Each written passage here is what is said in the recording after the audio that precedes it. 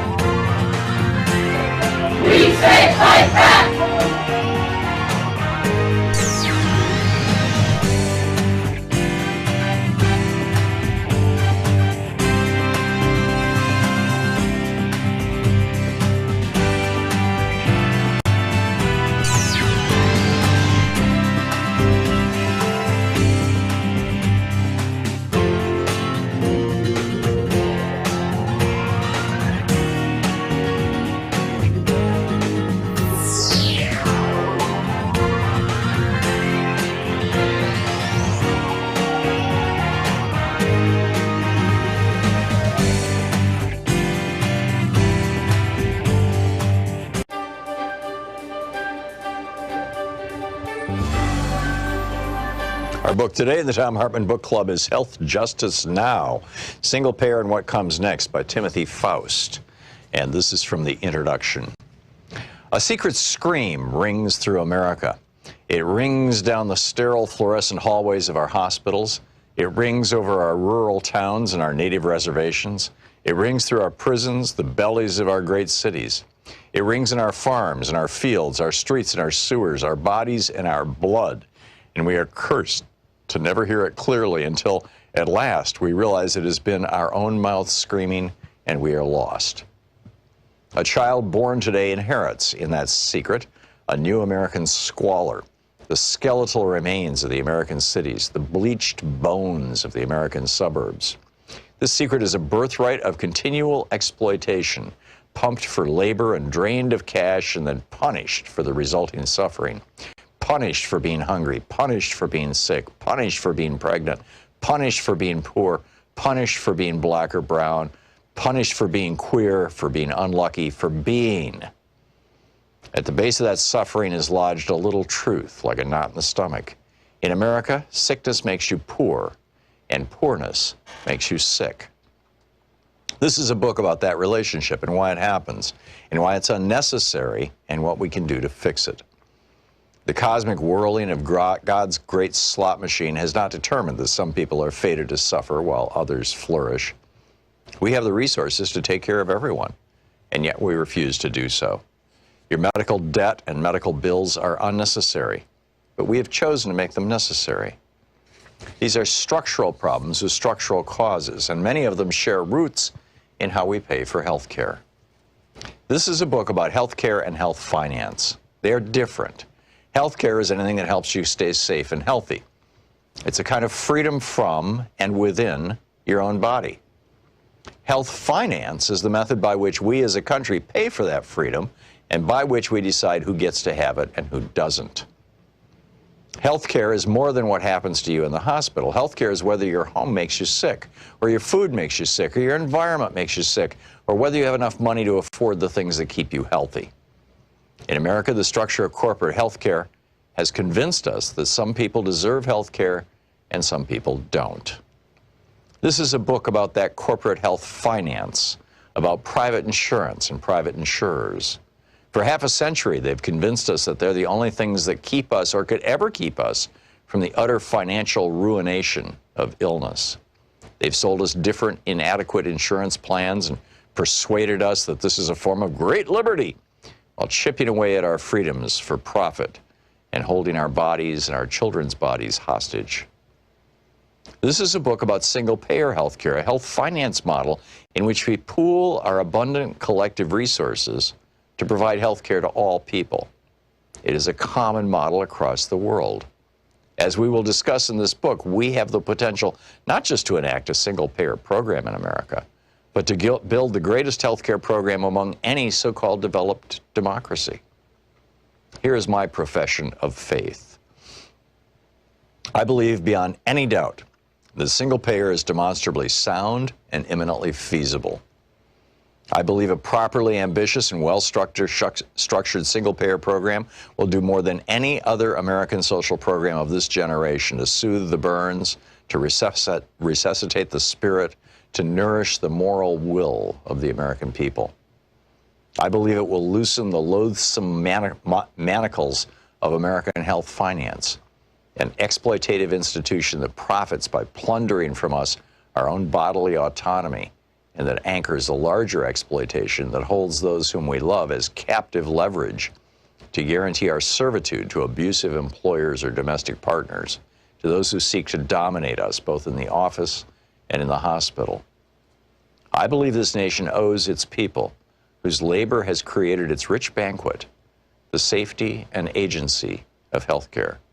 I believe this healthcare is greater in scope than that which happens upon an operating table. I believe that housing, food, income, and more, the components of basic human dignity, are healthcare. And I believe our work is that of striving toward justice for all people. And I therefore believe, I have to believe, that single-payer healthcare is our moral imperative. Single-payer is our tool. Single-payer is our weapon. Single-payer is our first step. But single-payer on its own is not the goal. This book is about health justice. Healthcare is personal, so I want to start this book personally by introducing two friends of mine, Steve Way and Kyle Kolick. They're two guys about my age, I'm 30, who live in North New Jersey. They're sweet, gentle people and probably the most charismatic pair of friends I've met in my entire life. They make me laugh until my face hurts, and we like watching pro wrestling together. They're also being utterly broken by our American healthcare system, and it's keeping them from living their lives. Steve has muscular dystrophy. The muscle and tissues that hold his body together are eating themselves. He's doing pretty good, all things considered. He beat his original life expectancy of 18, and now probably has a long life ahead of him.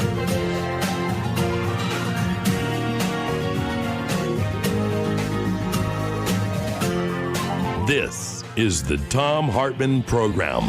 Well, it's just 2 weeks to Halloween or thereabouts, I think. Hey, greetings, my friends, patriots, lovers of democracy, truth, and justice, believers in peace, freedom, and the American way, which reminds me of Superman. We're going to get to that in a minute.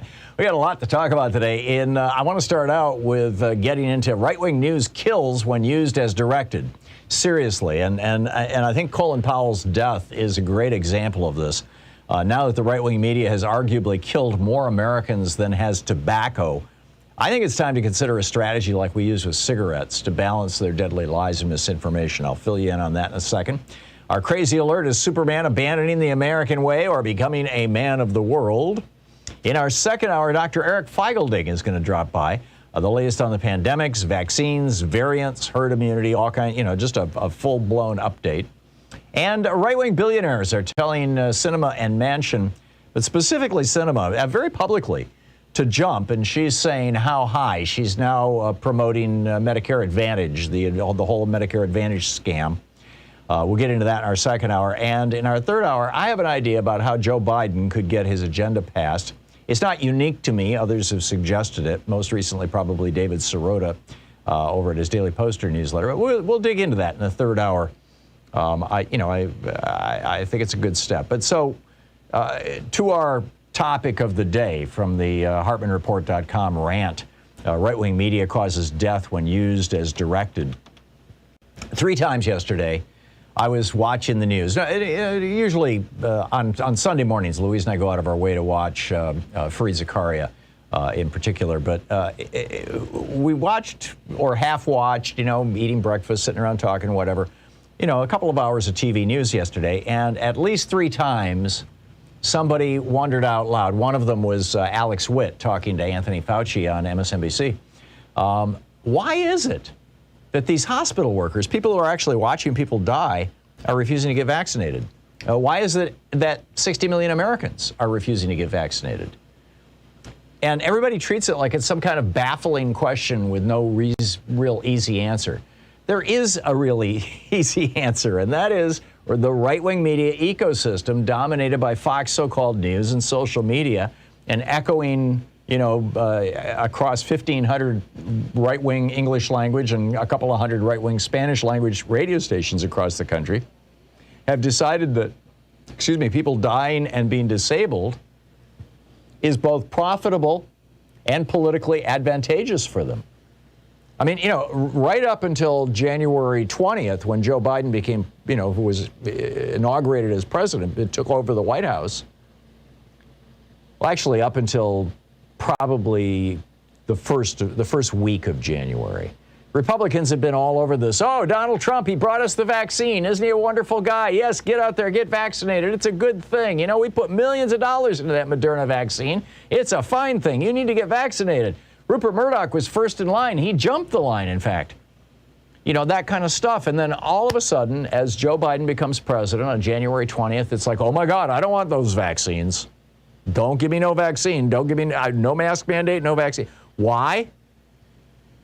Because they figured that if they could keep the virus stirring, if they could keep the economy in trouble as a consequence of an ongoing pandemic, that would hurt the Democrats in the 2022 and 2024 elections. It's very straightforward. And they're not rebutting it. I mean, this is just very straightforward stuff. Death is their political strategy. And then, as if to put a punctuation point on it, the headline over at Raw Story this morning was, Fox News host uses Colin Powell's death to launch anti-vax rant. Quote, fully vaccinated are dying of COVID. So just for, when your crazy brother-in-law texts you today or you see it on Facebook or whatever, Colin Powell had multiple myeloma, which is... I'm no medical expert here, but from what I've been reading in news reports, is basically cancer of the white blood cells, or cancer that involves the white blood cells, which is your immune system. So he had cancer of the immune system. And number one, just the treatment for cancer, and you use chemo, kills your immune system. And number two, he had cancer of the immune system. He was fully vaccinated. Yes, he died of complications of COVID. When they say complications of, they typically mean they died of a heart attack or they died of a stroke, but it was because of some giant clot that was thrown off by the COVID. We don't know the details with Colin Powell, but I think that's a reasonable guess. But it doesn't mean that being fully vaxxed doesn't protect you. Being fully vaxxed is a big deal. It does protect you, but it just doesn't protect everybody. In particular, it doesn't protect people like Colin Powell, who are fighting cancer, particularly cancer of the immune system, which is why we need to get everyone vaxxed so that people like Colin Powell don't get infected. But, don't tell that to Fox so-called news. More than almost 750,000 Americans, I think it's 717,000 today, have died of COVID. And there's this amazing study, I believe I shared this with you Thursday or Friday of last week, that was published by the Journal of the American Medical Association, or one of the journals that they own. It's a subsidiary journal. That said that according to this study that was done on several 100,000 people who were diagnosed with COVID. Now, these were not people necessarily who were hospitalized or even had severe cases. Half of the 45 million Americans who've been diagnosed with COVID will probably suffer long-term consequences, according to the study. The main consequences being dementia, exhaustion, and damage to the heart and kidneys. I'm kind of wondering out loud if this disability that's being caused by this avalanche of COVID infections in the United States. I mean, we've got more infections per person than any other developed country in the world. Way out there. I mean, we are so far ahead of everybody else. We have about a quarter of all the COVID infections in the world, and we got 4% of the world's population. Because of Trump. because of Trump's policies, because Trump tried to bravado his way through a pandemic, hoping that it would keep the economy open so he'd get himself reelected. And it was a bet that it didn't pay off for him. So here we have this disease. It's killing all these people. And it's being promoted. The idea of remaining vulnerable or getting sick is being promoted by right-wing media. It used to be in American business that you knew where the psychopaths were. They were in the tobacco industry. Everybody knew it. This is a product that kills 500,000 Americans every year, tobacco. And back in the 1990s, through a series of lawsuits, we discovered that tobacco had known since the 30s that their product was killing people. And since the 50s, how addictive their product was, and they just covered it up. And I would argue that those tobacco CEOs, like I said, we used to know where the psychopaths were. They were in the tobacco industry. 500,000 Americans a year dying from tobacco is about 1,300 people a day. And knowing every day that the product that you're selling caused 1,300 people to die and still being able to sleep at night probably means you're a psychopath. Psychopaths have no empathy, no remorse. They don't experience guilt. They have the lack of the ability to feel empathy.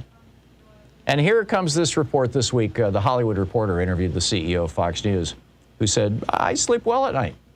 Right, just like the tobacco CEOs. Meanwhile, the people who are watching Fox and its imitators all across the various right-wing media are taking the implicit advice of Fox's primetime hosts and avoiding getting vaccinated. And guess what? They're getting sick and dying. This morning on NPR here in Oregon, here in Portland, there was a long report about how every blue county in Oregon has vaccination rates over 75% and very, very few deaths. And every red county in Oregon has lower vaccination rates. I forget the number. 44% sticks in my head, but don't quote me on that. But very much lower. And is experiencing the majority of the deaths and hospitalizations. It has to do with which counties voted for Trump and which counties voted for Biden. And it's because these people are watching Fox News and other right-wing media, and who are promoting to them that ivermectin and hydroxychloroquine are better than getting a vaccine, and they're dying. So when we realized with the tobacco industry in the 90s, as a result of all these lawsuits, that they were intentionally killing people to make money. And Fox News, by the way, represents now about 80% of all the profits for the Murdoch empire, which is pretty mind-boggling, or at least for the U.S. portion of it. And when we realized that the tobacco barons were willing to let people die just to keep making money, we took action. We put a warning label on their product. So, now that right-wing media has arguably caused more deaths in America in the past 12 months than has tobacco, is it time to label it somehow? Now, I get it. We've got the First Amendment. You can't restrict the media the way that you can restrict tobacco. But at the very least, tell people, hashtag right-wing media causes death, right? When used as directed, which is the whole thing with tobacco. I think, it's time to start, right? It's time to take this seriously. We have a media ecosystem that has caused hundreds or has been peripheral or direct in causing hundreds of thousands of Americans to die and millions of Americans to become disabled. Shouldn't we at the very least label it? We'll be back. This is the Thom Hartmann Program. 17 minutes past the hour is the Thom Hartmann Program, your media support group for We the People.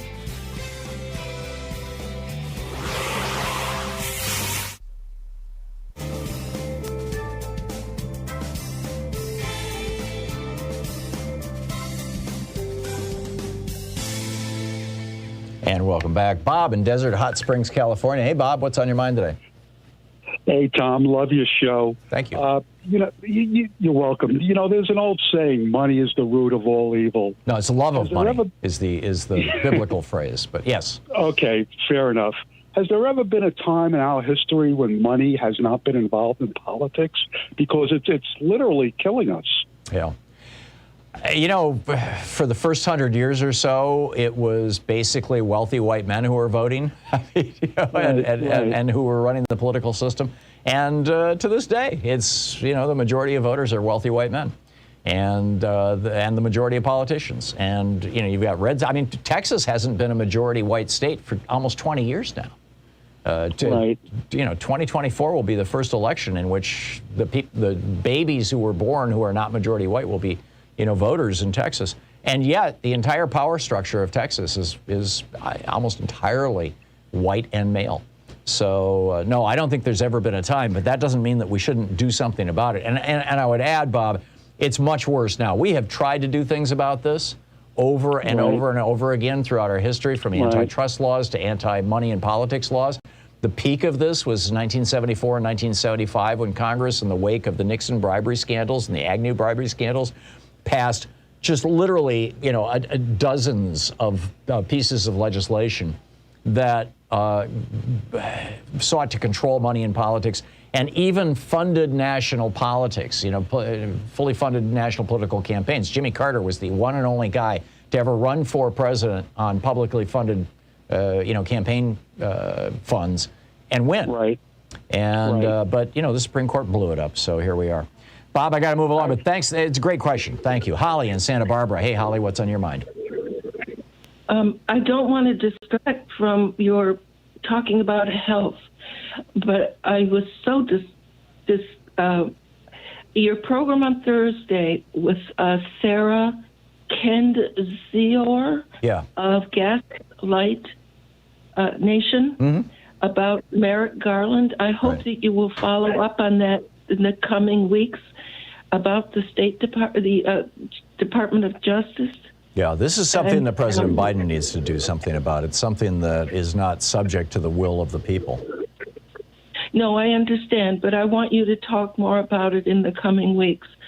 We don't have the Supreme Court. We don't have, because of Manchin and Sinema, we can't do anything that we want to in government. And now that we hear that the Department of Justice is compromised. Yeah. So please just talk about it more in the future. And of course, I'm glad you keep talking about our health system. It is fundamental. Thank you. Yeah. Okay. Thank you, Holly. Will do. There we go. The Sinema Manchin train is rolling on, and I really think that we need to call their bluff. I really think it's time to call their bluff. And I just tweeted about this. Like I said, we'll get into that. We'll do a deep dive into that in the third hour, but I think it's time. It's 21 minutes past the hour. We'll be back in just a moment. Stick around. I got a crazy alert for you, and more of the news of the day, and then your calls in just a minute. We'll be back in 60 seconds.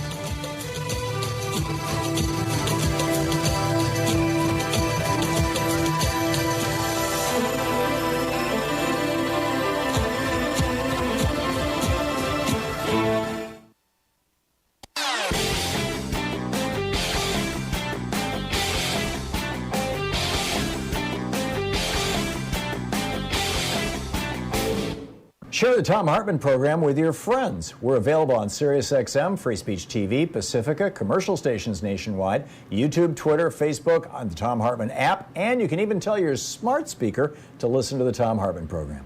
We have a new video over at ThomHartmann.com for supporters of our program that centers around this clip from 1978. The energy crisis is real. It is worldwide. It is a clear and present danger to our nation. These are facts, and we simply must face them. What I have to say to you now about energy is simple and vitally important. Point one, I am tonight setting a clear goal for the energy policy of the United States. Beginning this moment, this nation will never use more foreign oil than we did in 1977. Never. And he continues. Moreover, I will soon submit legislation to Congress calling for the creation of this nation's first solar bank, which will help us achieve the crucial goal of 20% of our energy coming from solar power by the year 2000. What could have been, huh? Check it out at thomhartmann.com.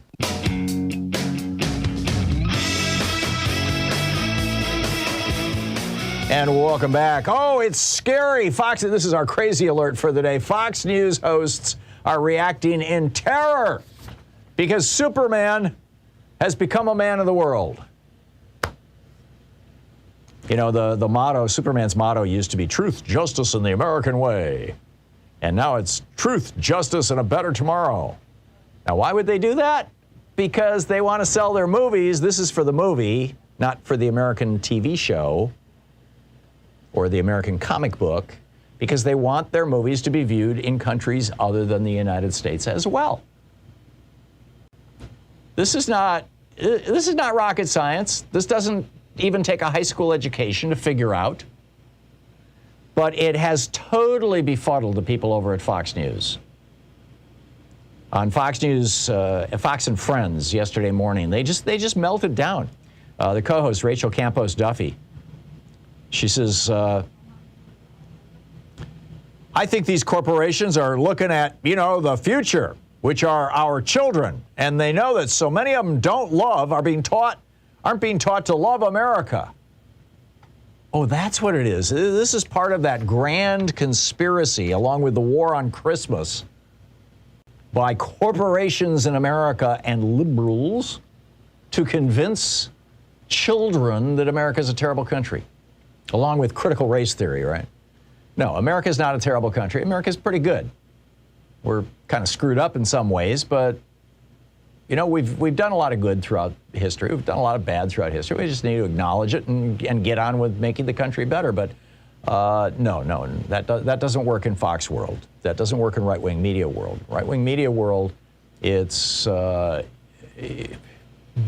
down and praise America, but don't you dare look at the problems caused by white supremacists or obscene wealth. Because the right wing is made up of obscenely wealthy people and white supremacists. Oh, and you can't talk about that.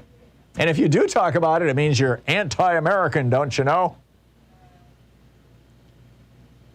I think one of the most important parts of being an American, honestly, one of the most important parts of being an American is having the ability to look at our own country and say, what can we make better? What can we make better? How about we do something about white supremacy, about institutional racism, about structural racial problems in this country? Why don't we do something about that? Why don't we do something about, the police killing unarmed black men? Why don't we do something about, our kids in schools not knowing the true history of America? Why don't we do something about the fact that the billionaires have just massively increased their wealth? I'm going to get into this in the next hour. Just in the last year and a half during the pandemic, American billionaires have added $5 trillion to their wealth. Nobody's discussing it. If you do, hey, you must be anti-American. Really? At the same time that the middle class is being held back? Anyhow, I'll pick up your calls on these topics in just a moment. It's 27 minutes past the hour. It's the Thom Hartmann Program, taking back the mainstream media 3 hours a day, 5 days a week, right here. We'll be right back. You're listening to the Thom Hartmann Program. Call 202-808-9925. 27 minutes past the hour, back with your calls right after this break.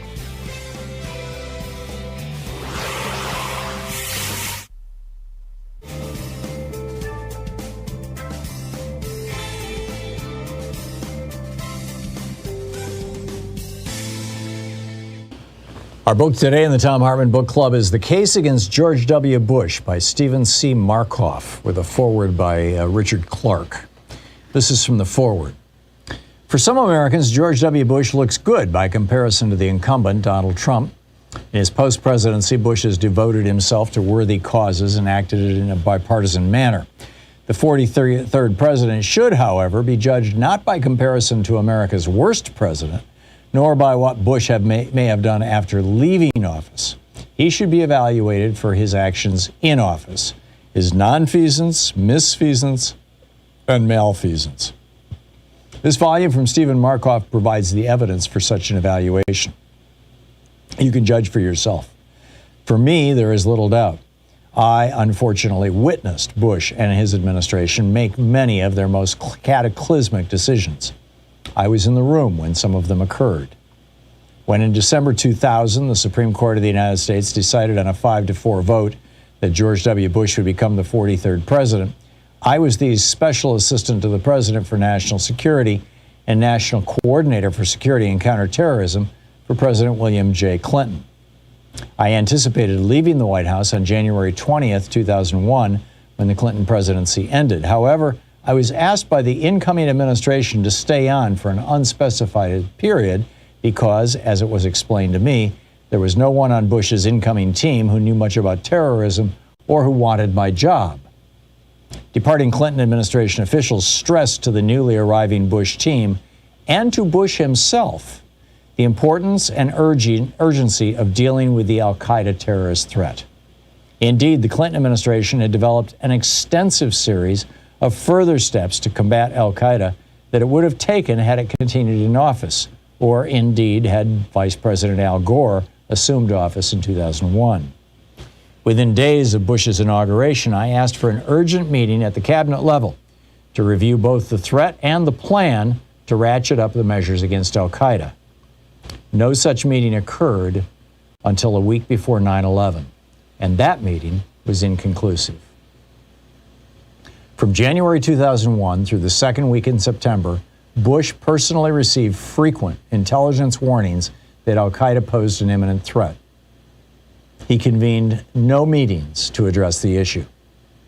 His inner circle of national security advisors did nothing, despite frequent urgings by the CIA director and the national coordinator, including such vivid imagery as our asking in writing that they consider a near future in which there would be hundreds of dead bodies in the streets of America. Instead, they focused on Iraq and the regime of Saddam Hussein. Bush's nonfeasance cost American lives. Following the deaths of over 3,000 innocent civilians on 9/11, the Bush administration attempted to tie the al-Qaeda attack to Iraq, which had nothing to do with it. Despite CIA and FBI analyses that reiterated Iraq's non-involvement, the Bush administration almost immediately followed the 9/11 attack by beginning to make plans to invade Iraq. Senior Bush officials spoke privately of the need to demonstrate our strength in the wake of the 9/11 attack, show our might by destroying the largest army in the Middle East, and thereby also prove our willingness to take U.S. military casualties to achieve our ends. Prior to 9/11, foreign terrorists who had attacked Americans had been successfully sought out throughout the world and arrested by U.S. law enforcement authorities, assisted by the intelligence community. Many terrorists had been returned to U.S. territory, given their Miranda rights, provided with counsel, tried in our civilian criminal courts, convicted, sentenced, and incarcerated in maximum security prison cells. One, tried by the Commonwealth of Virginia, was executed. Despite this record, the Bush administration abandoned criminal process and established its own extrajudicial system for dealing with terrorists post 9/11. That new system used techniques that any objective observer would judge were torture. Perhaps the most well-known torture technique was the procedure known as waterboarding. The United States government had tried World War II Japanese military personnel for using the exact same technique. They were found guilty, and some were executed by hanging. The United States Senate's Committee on Intelligence conducted the most extensive oversight and investigation and examination in its history on the issue of torture during the Bush administration. That voluminous study concluded that torture was employed and that it had not, despite administration claims to the contrary, uniquely revealed information that had prevented terrorist attacks.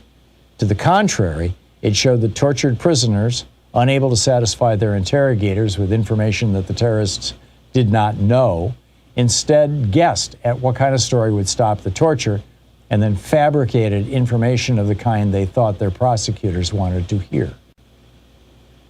Bush was not only aware of the torture, he approved it.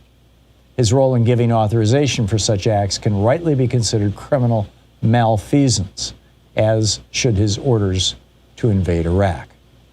Among the many justifications the Bush administration considered for their invasion and occupation of Iraq, they chose finally to make the alleged weapons of mass destruction existence their chief complaint. The book, The Case Against George W. Bush by Stephen C. Markoff.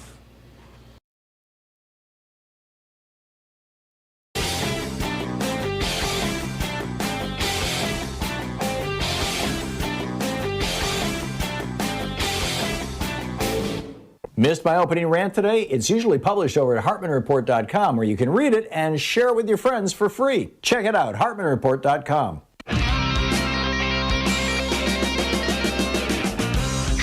And welcome back. 34 minutes past the hour. Thom Hartmann here with you. And let's see. Oh, somebody disagrees with me. David in Barstow, California. What do you disagree about?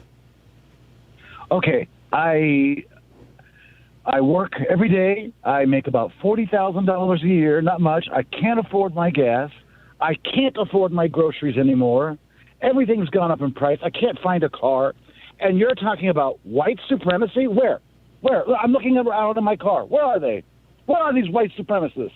I haven't been helped by them. What are you talking about? Are you guys nuts? Are you literally nuts? Have you looked at the Republican Party recently, David? Have you heard Donald Trump talk about the immigrants coming from Mexico who want to rob and rape and murder you? Have you heard him talk about S-hole countries? I mean, come on, David. Have you heard him talk about the good people on both sides who are out there chanting, Jews will not replace us? Honest to God, David, you're going to try that? Really?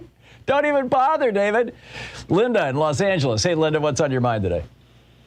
Hey, good morning, Tom. How are you? I'm fine. How are you? Good.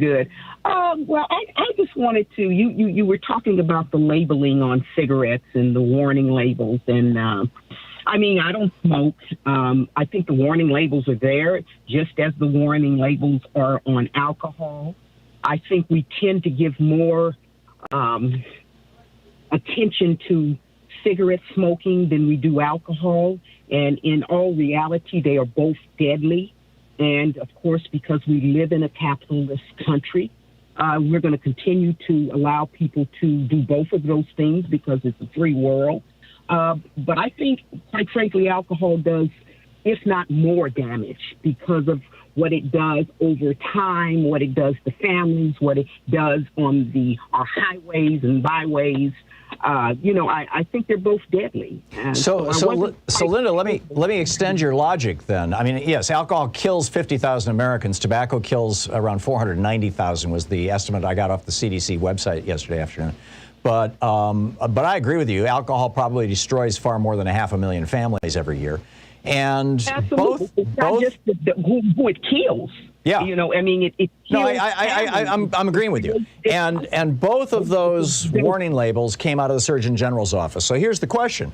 Should the Surgeon General require Fox News to, at the top of every hour say, warning, consumption of this media may be dangerous for your health? Well, I mean, no, I don't think they should, because I think if we're all intelligent. I listen to Fox. I listen to all of you guys, Fox included. And I know exactly, because I consider myself to be an intelligent human being, what Fox is all about. I really do. Sure. I mean, and I think people are intelligent enough. They hear what they want to hear, Tom. But you have 60 million Americans who are refusing to get vaccinated, in large part because of right-wing media. In fact, I would say, well over probably 90%, responsibility is with right-wing media for that. Well, I mean, those are 60 million people who made a choice not to do something. Yeah. And some of them are suffering the consequences of it, aren't they? Yeah. Are they going to blame Fox News for that? Well, no. The analogy I'm drawing is to tobacco and alcohol. 500,000 people died from smoking this year, or last year, and you know, yeah, they made the choice to smoke, and they made an informed choice, but at least it was an informed choice. A lot of these people who are dying right now from COVID had no idea until they got to the hospital that the vaccine actually worked, because they've been watching Fox News. Okay. Well, I listened to Fox News, too, but I was intelligent enough to say, you know, at some point when I looked at what was happening and the numbers and they kept increasing, I said I was going to take my son to go get it, and I wasn't going to get it because we're non-vaxxers for the most part. My son wasn't vaccinated. We're both extremely healthy. But this was a decision to do it because of what was going on in general. But as you're saying turning on Fox News is just like picking up a cigarette. You either decide to turn it on and listen to it intelligently, or you turn it on and you're taken over and consumed by it because it's what you want to hear. Okay. Well, Linda, that's what I believe. Good luck on your choices, and thanks for the call. And your points are all well made. Well said. Alejandro in Miami, Florida. Hey, Alejandro, what's up? Hey, Tom. How you doing? Good. What's on your mind? No, what's on my mind is that, again, the whole, Republicans want to destroy the economy thing, which I think is stupid for many reasons, especially you would think, doesn't the pharmaceutical companies donate to the Republican Party? I mean, if that's the soul, like Pfizer and all these companies, then you would think they would have told them, hey, stop talking crap about our vaccines, or we're not going to give you money anymore because you're hurting our bottom line. Do you think they would have had those kind of conversations with them? Yeah, the vaccines are one company, or three companies, J&J, Moderna, and Pfizer, and they're not, these are not even probably their major profit centers, although I'm sure they're doing well as a consequence of this, but. I don't think this is about the money, and I don't think that the companies are going to go back to the Republicans or to Fox News or whatever and say, you need to be supporting us because we're supporting you. I think you're overthinking it, Alejandro, respectfully. Okay, well, that's fine. But what about also the Chamber of Commerce and all the other business seem to want to go back to normal? They're not against the vaccine mandates, from what I understand. So again, wouldn't those business communities be like, hey, stop with the nonsense. We want to go back to normal, and your rhetoric is getting in the way of that. That is the conflict. That is the debate that's going on the right now, and within the Republican Party, and it's going to be real interesting to see how this all turns out, because it is becoming more and more and more impossible to ignore the fact that, like I said this morning on Oregon Public Broadcasting, they did a local, a statewide report on how counties that voted for Donald Trump are having really, really high death and disability rates, and counties that voted for Joe Biden are generally very healthy and getting back to normal here in Oregon. And that is mirrored nationwide. And at some point, businesses, they want to get back to business. They want to get back to making money. They're not totally in with the whole Republican thing of, keep the economy in the ICU along with all these people so that Democrats don't get reelected. So it's a conflict for them. Alejandro, thanks for the call. Michael in Bronx, New York. Hey, Michael, what's up? Hi, Tom. First, let me address to David when he asked where the white supremacists. May I remind you, buddy, that there are 3 white supremacists down in Georgia getting ready to face trial for killing an unarmed black jogger, if you remember that. Yeah. So in fact, the jury selection in the Ahmaud Arbery case starts today. Right, exactly. Now, I was so shocked to hear of the passing of Colin Powell, and went right back to what I kept saying and what other people kept saying, that Donald Trump needs to be criminally prosecuted for the many deaths of COVID because of his ongoing lies, his ongoing cover-ups, kept saying it's a Democratic hoax, which was not. And if people don't believe that, then you think back to the Ebola crisis, and that happened under then President Barack Obama. Obama put together a pandemic commission and kept that crisis from going way out of control. We pretty much defeated Ebola. And you'll recall the Republicans were all over Obama criticizing him for that, particularly when that nurse, was exposed to it. And oh my God, Obama's endangering the health of America, and all this kind of. It was nuts the way they responded to it. It was, and the loss of life, if how should I say this? If it wasn't any loss of life, it was just very minimal compared to the thousands, or was it millions, of lives lost at COVID because of Trump wanting to fool around with politics, fool around with the people's lives, and kept engaging in criminal conduct, inciting violence to those that question him. I mean, we got criminal charges stacked up higher than the Empire State Building. Yeah. Come on. Yeah. No, I got it. Michael, thank you. Dave in Federal Way, Washington. Hey, Dave, what's up? Hey, not too much, Tom. Look, I listened to a couple of right-wing pundits over the weekend, Barry Weiss and also Seth Rogen, and they said something. Barry Weiss is more of a professional troll than a right-wing pundit, but anyhow, back to you. Well, no, I mean, in Barry Weiss's case, she said what you brought up last week. She literally said, she was talking about the third rail, right? That there's third rail that is keeping honest debate. The problem is the debate is not honest. They are not bringing up valid counterpoints, okay? I agree. And she literally said these institutions with all these liberals are a collection of individuals. All right. And you were Margaret Thatcher revisited. Yes, I got it. And also Seth Rogen, he told Sanjay Gupta that maybe it would be better to get the vaccine, which he like I said, they say it's a therapeutic, and then go hang around quote unquote dirty people. See, this is what I'm saying. It all is reminiscent of the T4 project in Nazi Germany.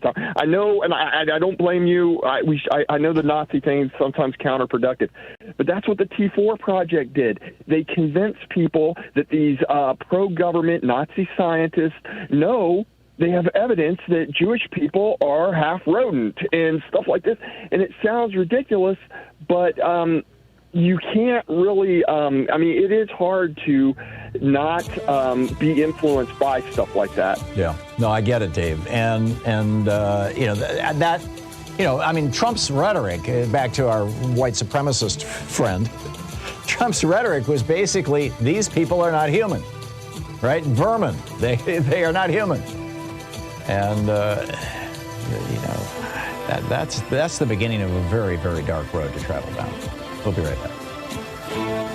You're listening to Thom Hartmann. Visit thomhartmann.com for audio and video archives. Speaking the truth, the multinational corporations and Kirsten Sinema would really rather you didn't know. I'll be right back.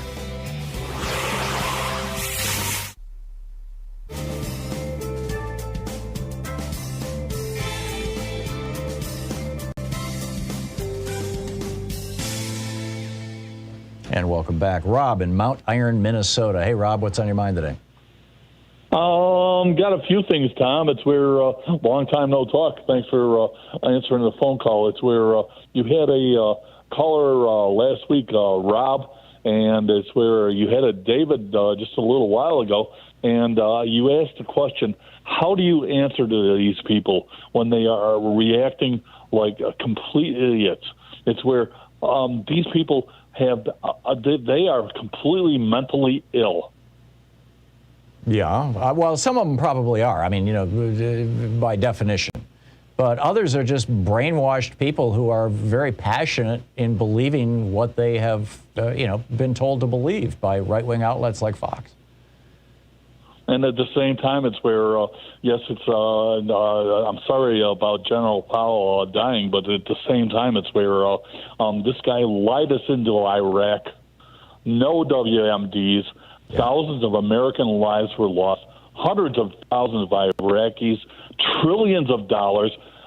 He's the only one, though. How many people? Rob, no, I'm with you on all that stuff, but I do think that it deserves, at the very least, an asterisk, if not a full-blown caveat, which is that of all those people who were involved in the Bush administration lying us into Iraq, none of them have recanted. All of them, George W. Bush, Dick Cheney, Paul Wolfowitz, just the whole crowd of them are continuing to justify John Yoo, Jay Bybee, continuing to justify what they did. Colin Powell actually apologized for it.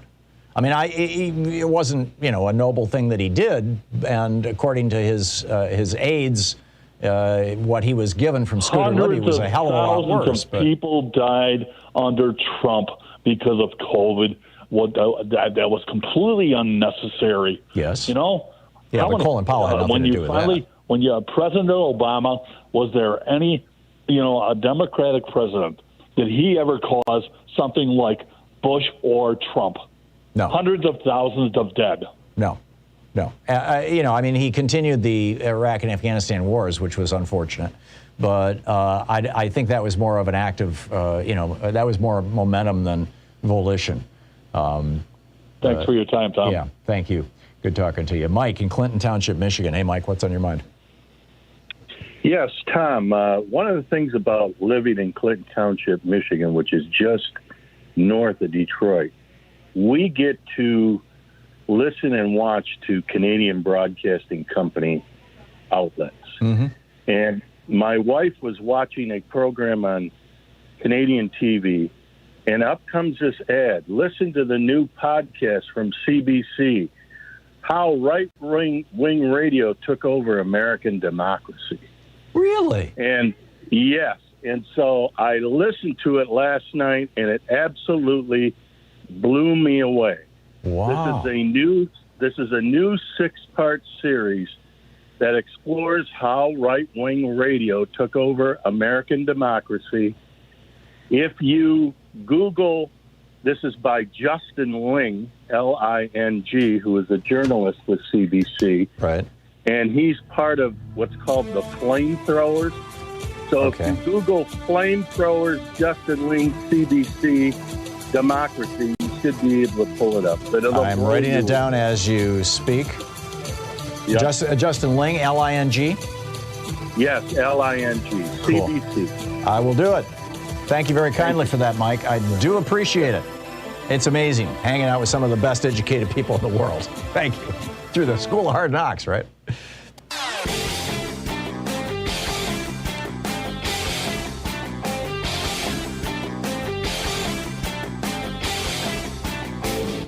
Our 1-hour free podcast recaps our show, and it's available wherever fine podcasts are found. And we have the full 3-hour podcast available over at thomhartmann.com if you want to really support our program. So we have a new video op-ed over at thomhartmann.com. So have you ever heard of molnupiravir? It's a new drug that actually looks like it reduces the probability that you will end up hospitalized or dead from COVID-19. It's a 5-day course. You take a pill every day for 5 days. It costs Merck, the company that is selling it, $17.74 to make that 5-day, 5 pills.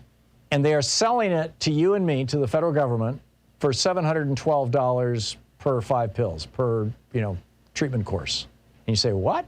And here's where it gets really interesting. The Defense Threat Reduction Agency, which is part of the Department of Defense, provided $10 million of funding to Emory University to develop this drug, and $19 million in additional grants came from the National Institutes of Health. We paid to develop this drug, and now we're going to pay $700 for it? Really? Check it out. There's a video over at thomhartmann.com all about it.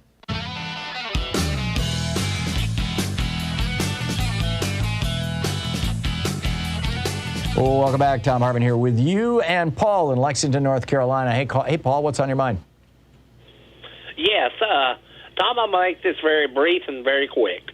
I was born on the cusp of thalidomide. I don't know if you remember it or if anybody remembers it. It was in the 60s, yeah. Yeah, and I was born on the cusp of it. My mother was a German national, and luckily she had only taken 3 tablets before it was banned in Germany. Mm-hmm.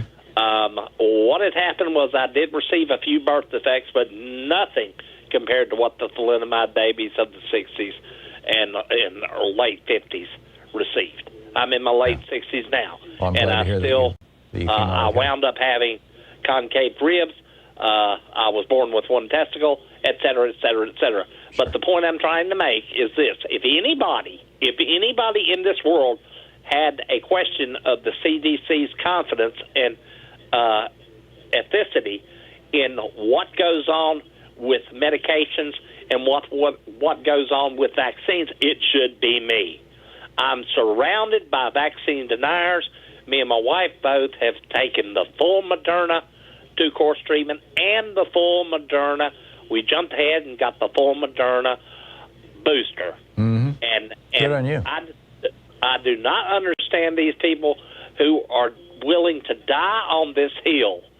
I mean, she grew up a little earlier than I did and thought it was a godsend that we had a polio vaccine. Yeah. And these people who are denying vaccines are dying on the hill for nothing. Yeah, no, I'm with you, Paul. I understand it. And Paul, my recollection, correct me if I'm wrong, I'm sure you're much more of an expert on this than I am, but my recollection is that the FDA never approved thalidomide for use in the United States, and therefore we didn't have a thalidomide baby problem here.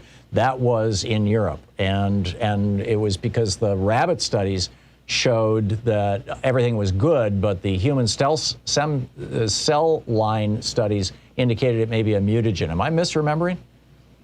No, you're not. And it was also approved in Canada. Uh-huh. Yeah, but the FDA was like, wait a minute, and we missed that bullet, and thank God. And Paul, I'm glad to hear that you made it through and you're well. Thank you very much for the call. Thank you so much. Yeah, I just wish everybody get vaccinated. I'm with you. I'm with you, Paul. Good luck there in North Carolina. Rob in Chico, California. Hey, Rob, what's on your mind? Hi, Tom. Recognizing you're an opinion-based show, do you feel any responsibility when you make a comment like 90% of the 60 million unvaccinated is due to right-wing media? I'm assuming I'm just asking you, do you have any factual evidence of that? I have an experiential evidence base for that. I was alive when the polio vaccine was rolled out, and I recall everybody getting vaccinated. So, I didn't even see 10% of Americans pushing back. I was alive when flu vaccines became a thing and became widespread. And I don't think even 10% of Americans are out there militantly pushing back against flu vaccines. So what's different about the COVID vaccine? These are vaccines that have been in development for, in some cases, 19 years. What's different, or at least the technology, the mRNA technology. So what's different? What's different is that you've got right-wing media out there saying, don't get the vaccine. So, yeah, no, I don't have any evidence that 90% of people who are refusing to get vaccinated, actively refusing to get vaccinated, are doing so because they're consumers of right-wing media. But I would bet my last dollar on it. Well, thank you for admitting you have no evidence. I appreciate that because there's no evidence out there. Okay, you're welcome, Rob. Michael in Central Mexico. Hey, Michael, what's on your mind today? Oh, hey, thank you, Tom. It's wonderful to talk to you. You're my salvation down here. But to get to my point, that $40,000 annual income fellow who is so upset about the price of gas and the price of groceries, and I'm living in Central Mexico because I got priced out up there in Vancouver, Washington, and it wasn't the price of gas, because the price of gas goes up and down. Granted, it's going up a little higher this time than it has in the past, but what got me out of there was house rentals. It just became impossible to live up there. And I did Uber Lyft driving for a couple of years to try to make it. And finally, I was eating up my 401k trying to exist up there. So I understand what he's saying about, gas prices going up.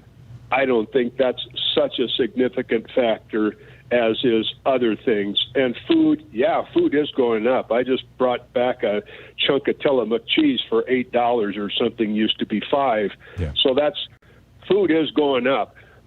But I think he's focusing on, those two issues, which are issues at the moment, and they probably will go back down, blaming this administration like it's really all their fault. They're in the closet doing it.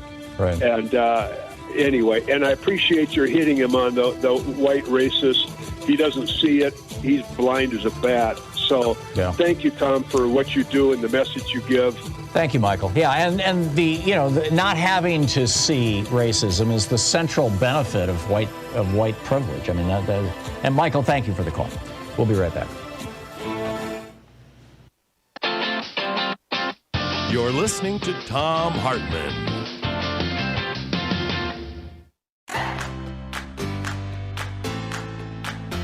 These companies support the Thom Hartmann Program. They are HelloFresh, the #1 meal kit delivery service. More info at HelloFresh.com, code TOM. CB Distillery, CBD for sleep and pain relief. More info is available at cbdistillery.com, code TOM. Ground News, a well-rounded perspective for newsreaders. More info at ground.news/Tom. Angie, for any project on your to-do list. More info at Angie.com. Dinovite, a whole food supplement for your pet's immune system. More info at Dinovite.com. And ExpressVPN, the VPN that just works. More information at expressvpn.com/Tom.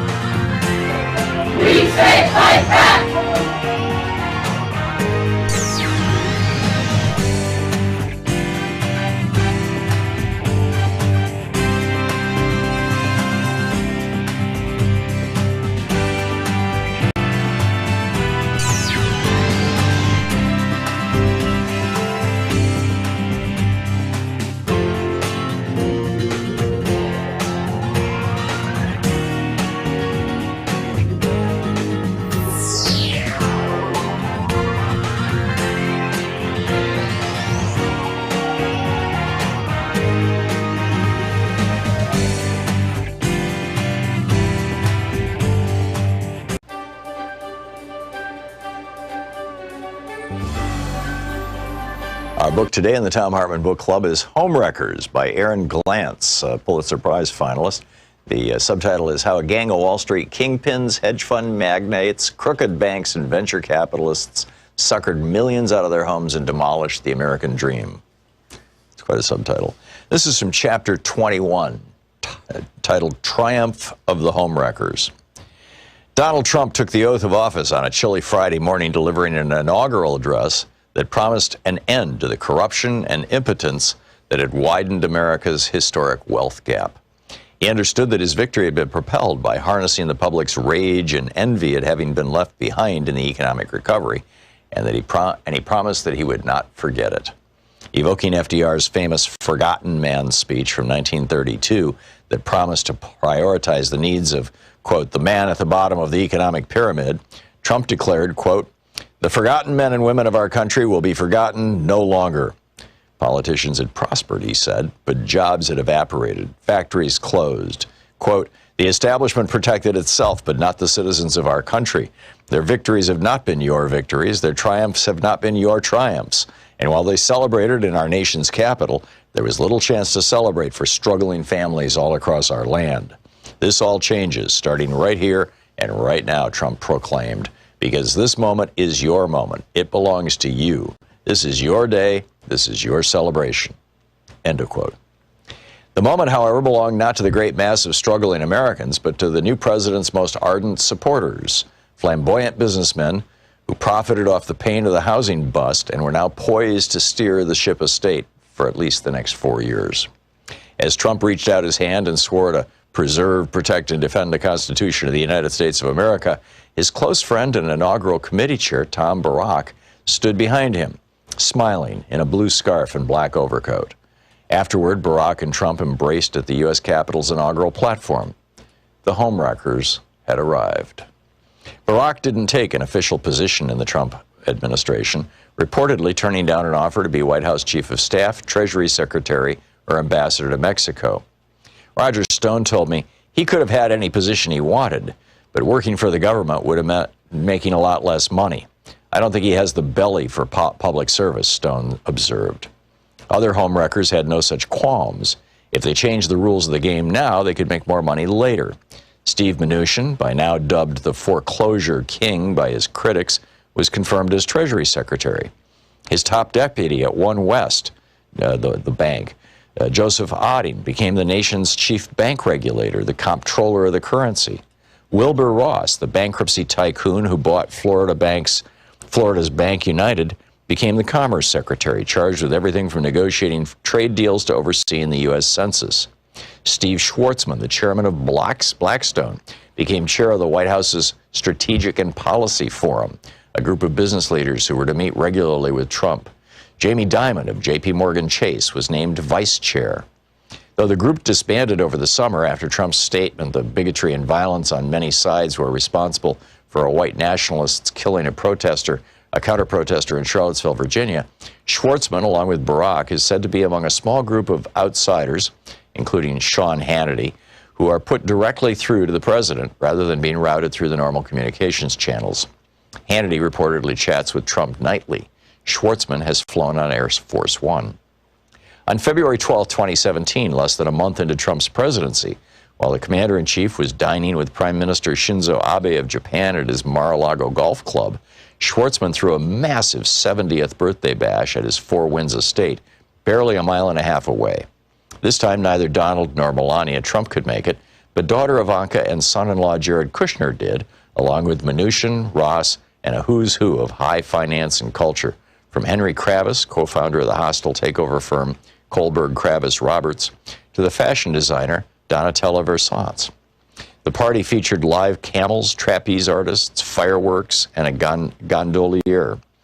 Schwarzman's tennis courts were covered with Asian-themed staging.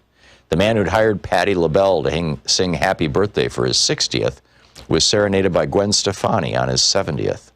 After Happy Birthday, the peroxide pop star took a, quote, a quick twirl with the birthday boy around a dance floor constructed inside a two-story tent where acrobats shimmied and jumped, the New York Times reported. Unlike a decade before, when Schwarzman's glorious pre-bust bash sparked condemnation from sources as conservative as the Wall Street Journal, this time the festivities sparked very little blowback. In her story, Bloomberg reporter Amanda Gordon reveled in the comparison with Schwarzman's 60th. There were some differences, though. She wrote, "Remember that beautiful fur coat on Melania Trump? It was New York in February on a weeknight. This time, no bundling required, with many folks golfing and swimming all day before a balmy night and fireworks alongside a full moon." Howard Marks, the co-chairman of Oak Tree Capital, a vulture firm that had bought and flipped 3,000 foreclosures, told Gordon, quote, "The world is an uncertain place. A lot of people are unhappy with a lot of other people. There are a lot of things that people are upset about. So it's nice to have an evening where everybody's happy, harmonious, and upbeat." End quote. There was a lot of celebrating to be had. In June, the gang got together for the marriage of Steve Mnuchin and his third wife, actress Louise Linton, almost 2 decades younger than him. And then it continues from there. The book is Homewreckers by Aaron Glantz.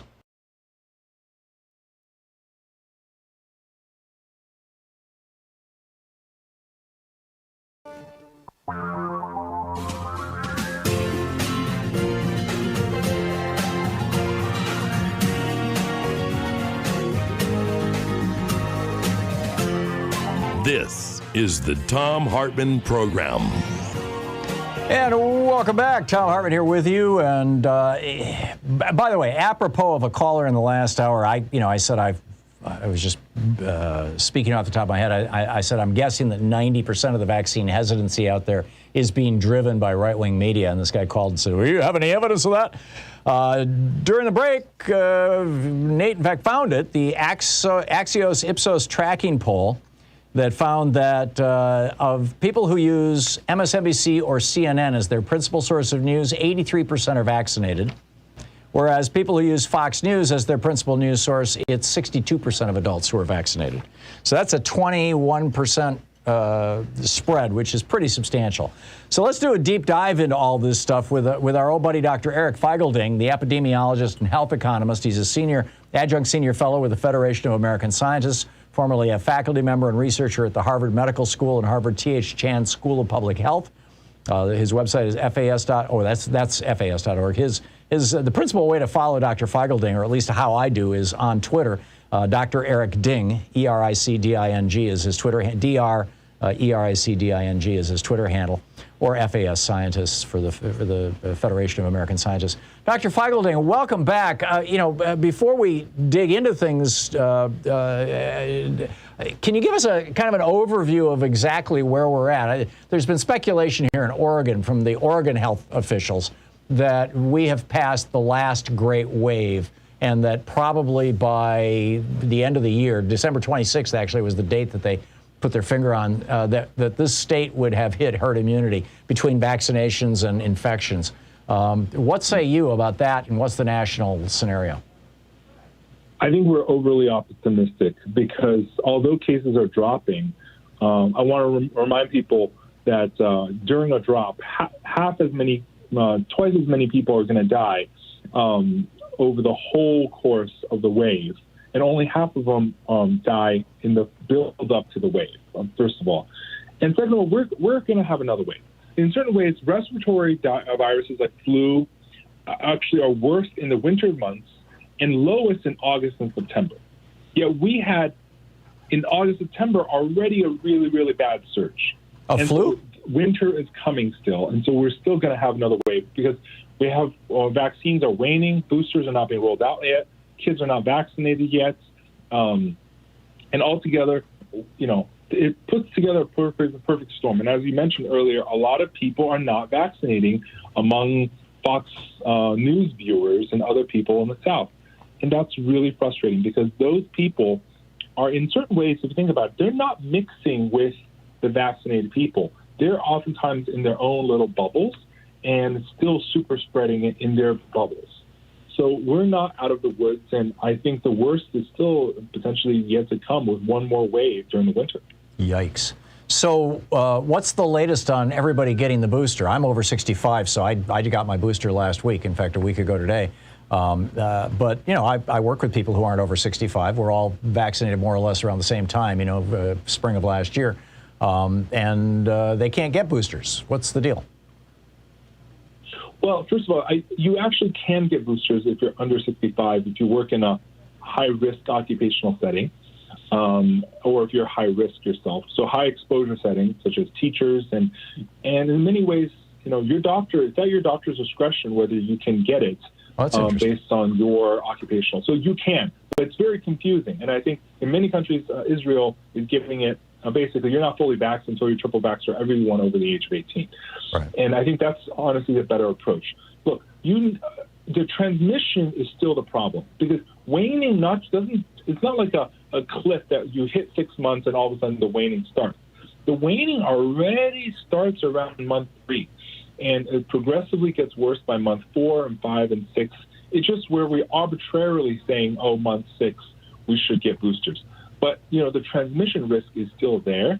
And, if there's two viruses, more transmissible, less deadly, or more deadly, less transmissible, it's the more transmissible, less deadly that will actually kill more people in the end. It's the transmission that's the danger. Simply because it infects more people. The sad thing is Delta is both. It's more transmissible and it's more deadly. Right, simply because it's infecting more people. No, for two reasons. It is, if infected, you have a higher chance of hospitalized and dying. Oh, with Delta, yes. Yeah, okay. Yeah, with Delta. But it's also incredibly more transmissible. And that together creates a really, really bad combination because, the herd immunity, people have been saying we're a herd since last May or June. Mm-hmm. Everyone's been saying that among a lot of the downplaying COVID dismissal. Us epidemiologists, we've been saying, no, the herd immunity is not there. Because in many ways, first of all, not enough people have been infected previously, and enough people have been immunized. Like Israel is like 85, 90% immunized with triple vax, and they're still not a full herd. In many ways, you have to think about this, that, herd immunity theoretically is in a dance floor, you're dancing together, and 70, 80% of the people are immunized. Well, Delta, you need 90%. But we're not mixing together. The vaccinated people are in their cluster, and unvaccinated people in their cluster, and oftentimes the virus will keep spreading in these other people. So the herd immunity approach is not really working when half of our society is so splintered and segregated from each other. Yeah. Now, there was a piece that was published in a journal that is owned by the Journal of the American Medical Association. I'm sure you're familiar with this. It was I think it was a week or two ago, suggesting that as many as half, this was a study of, as I recall, several 100,000 people. I'm sorry, I don't have it printed out in front of me, but a substantial study that looked at people who were not necessarily even hospitalized and in many cases had very mild cases of COVID, and yet about half of them were still experiencing symptoms, months after they, quote, recovered. And those symptoms included things like dementia, continuous exhaustion, and and decrease in heart and kidney function, among other things.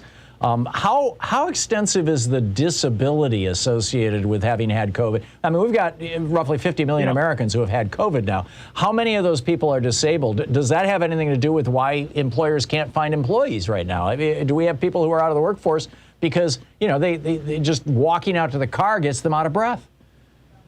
Yeah, that's a very good point. I want to point out that long COVID is still being studied, but it's clinically recognized. We have ICD diagnosis code for them. And it varies in people, but it is a substantial number of people. We're talking at least 15% of everyone infected. And that is a very large number. If you're talking about kidney damage, you're talking about heart damage, you're talking about lung scarring, you're talking about neurological damage.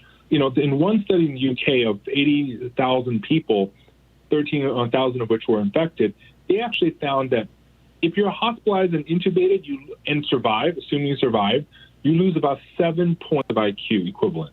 If you're hospitalized not intubated, you're still losing about 3 or 4 points. But even if you're not hospitalized, even with very mild symptoms, you're still losing 1 to 3 points of IQ. And I just want to put that in perspective. No one accepts lead poisoning as okay in our society. But yet lead poisoning causes 2 points. Lead poisoning is 2 points of IQ damage, and we don't allow 2 points of IQ damage. If we don't allow that, I don't know why we're allowing so much, long COVID neurological damage for millions and millions of people, and say that, it's okay, or, kids are low risk. And because in certain ways, kids have 70, 80 years of healthy life ahead of them. And you should not compare that, kids are hospitalized or died less than an elderly person who are vaccinated. No, that is the wrong comparison. Kids should not be dying, period. Every single death that we have, every single hospitalization and kid whose IQ is permanently damaged potentially for the rest of their life is a tragedy, and we cannot allow that to happen. And so long COVID is incredibly kind of dangerous. Our costs are disease burden, hospitalization, medical bills, but also the long-term impact to our society is just really, really scary. Yeah, and we don't know yet if this is impacting our labor markets, apparently. My last question is about mutations. Are there any on the horizon that should concern us? Well, there's also the mu variant. So the mu variant still seems to be losing out against the Delta variant. Delta variant is still the king. The mu variant in certain countries is holding on steadily. In Ecuador, it seems to be, neck and neck with Delta. In other countries, Delta is still by far much more infectious. We'll have to see. But the problem is, the more we infect, the more there's a greater chance the new strain will emerge. Right. And basically, it's a matter of warm bodies. If we keep giving the virus more warm bodies to infect, it treats it like a playground. It will then learn how to adapt, and eventually, it's like, think of the Borg, in Star Trek. They will eventually adapt, and then we're really in trouble. Yeah, we do. So I hope we don't have to have another class of boosters for the new variants. And this is why stopping it now is so urgent. Yeah. We just have a minute left until a hard break. Worldwide, I mean, we've got to get this under control worldwide if we're concerned about mutations. What's being done there? Worldwide, the problem is we're not vaccinating low-income countries enough. Like, low- and middle-income countries are now kind of getting it, but low-income countries, only a tiny fraction, like less than 10% of low-income countries are vaccinated. And the problem is, some pharma company like Moderna does not want to sell to low-income countries. And the COVAX is not getting enough donations. And so we're kind of really in this rock and a hard place where there's still lots of mass infections in a lot of these other countries. And eventually we're going to get unlucky. And I fear like, we can try to get it under control in the U.S. eventually after this winter, a wave is over. But I think we're still going to be playing whack-a-mole for another year or two until we vaccinate the world. Yeah, I mean, let's not forget the so-called Delta variant didn't start here. It started in India, as I recall. Right. Yeah, so here we go. Off to the races, right? Dr. Eric Feigl-Ding, you can follow him on Twitter at Dr. Eric Ding, D-R-E-R-I-C-D-I-N-G. And he's an epidemiologist and health economist, adjunct senior fellow with the Federation of American Scientists, formerly a faculty member, researcher at Harvard Medical School. Dr. Feigl-Ding, thanks so much for dropping by. It's always great talking to you. Thank you. We'll be right back. Stick around. This is the Thom Hartmann Program. Up next, my thoughts on Kyrsten Sinema, Joe Manchin. What's going on here? Big Pharma's big reveal, yes, and insurance, too.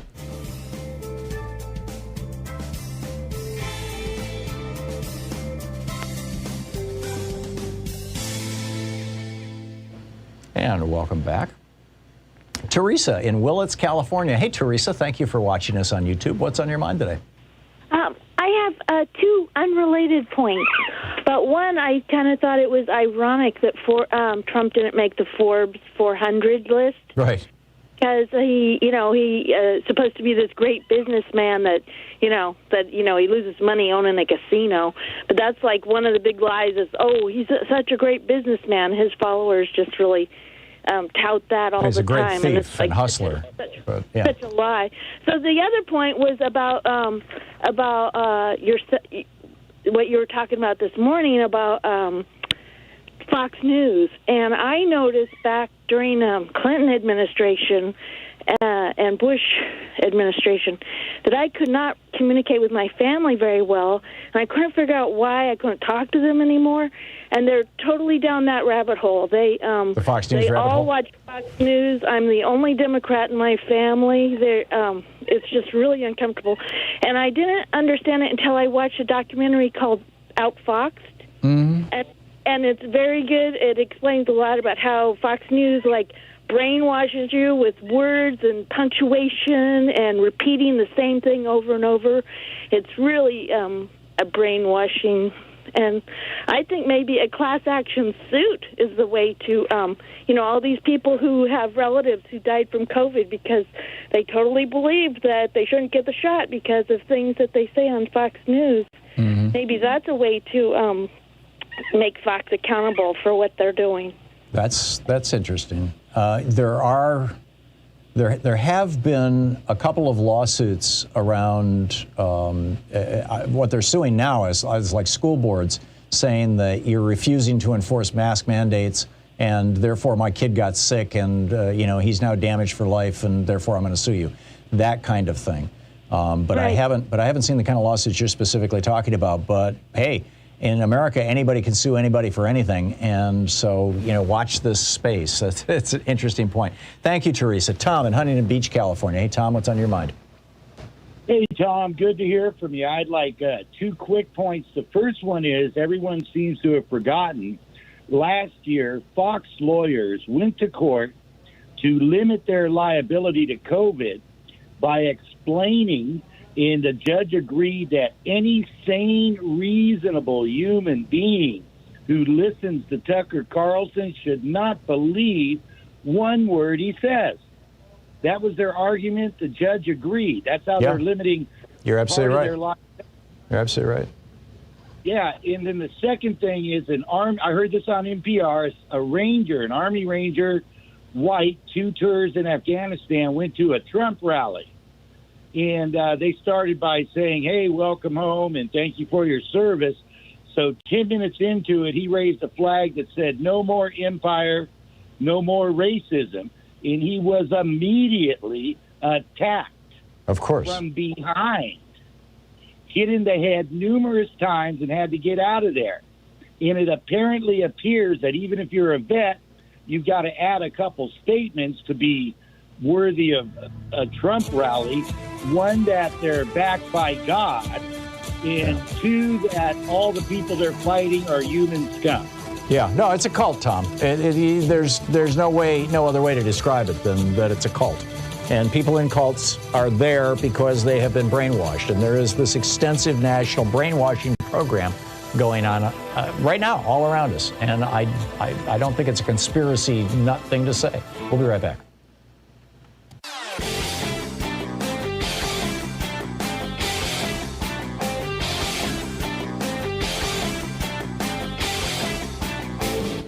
Change starts with you. You can be calling your Democratic or Republican representatives to let them know what you think by calling 202-224-3121. It's the Capitol switchboard. It'll get you right through to them. Hey, we've got a new video up over at ThomHartmann.com about big mail-in. You heard about this? Now, I'm not talking about the George Bernard Shaw play that got made into the movie My Fair Lady and all that kind of stuff. No, this is a PR firm in France. And, when you hear from Americans that, we could never put Donald Trump in jail because only third world countries do that. France is not only not a third world country, they're our oldest ally. And they just convicted their former president for the second time of fraud and corruption around the way he was running his campaigns. Nicolas Sarkozy. They just convicted him a second time. Now, he's appealing both of them. He's, walking around with an ankle bracelet. But, I've got all the details on this video over at ThomHartmann.com. You can check it out. But, again, next time somebody says, we can't put Trump in jail, tell them, hey, France did. And welcome back. It's 24 minutes past the hour. And, I wanted to get into this whole thing with Kirsten Sinema. Hang on just a second here. Yes, right-wing billionaires are telling Kirsten Sinema how high to jump or to jump, and she is asking how high. This is pretty remarkable. Along with Tim Scott, Kirsten Sinema wrote this letter saying to the Medicare administrator, saying, "We extend our deepest gratitude." I'm sorry. Hang on just a second. Throughout the coronavirus pandemic, writes Kirsten Sinema, Medicare Advantage has helped hundreds of thousands of Arizonans access critical health service, quack, quack, quack, quack, quack. In other words, the headline is Sinema and bipartisan group of colleagues commit to protecting and strengthening Medicare Advantage for Arizona seniors. As you know, I think a Medicare Advantage is a scam, but she and Tim Scott are all in on this. And so Mary Beth Donahue, the president and CEO of the Better Medicare Alliance, which is the industry trade group that is like, hey, let's privatize Medicare and make more money off it, says, on behalf of the more than 628,000 Arizonans who entrust their care to Medicare Advantage, we extend our deepest gratitude to Senator Sinema for leading this bipartisan letter. Excuse me. Over 40% of people in Arizona have now enrolled in Medicare Advantage. Meanwhile, over on Andrew Perez's blog over at Daily Poster, chief roadblock to Democrats' plan to allow Medicare to negotiate lower drug prices is Kirsten Sinema. She had campaigned on lowering drug prices, but now she opposes it.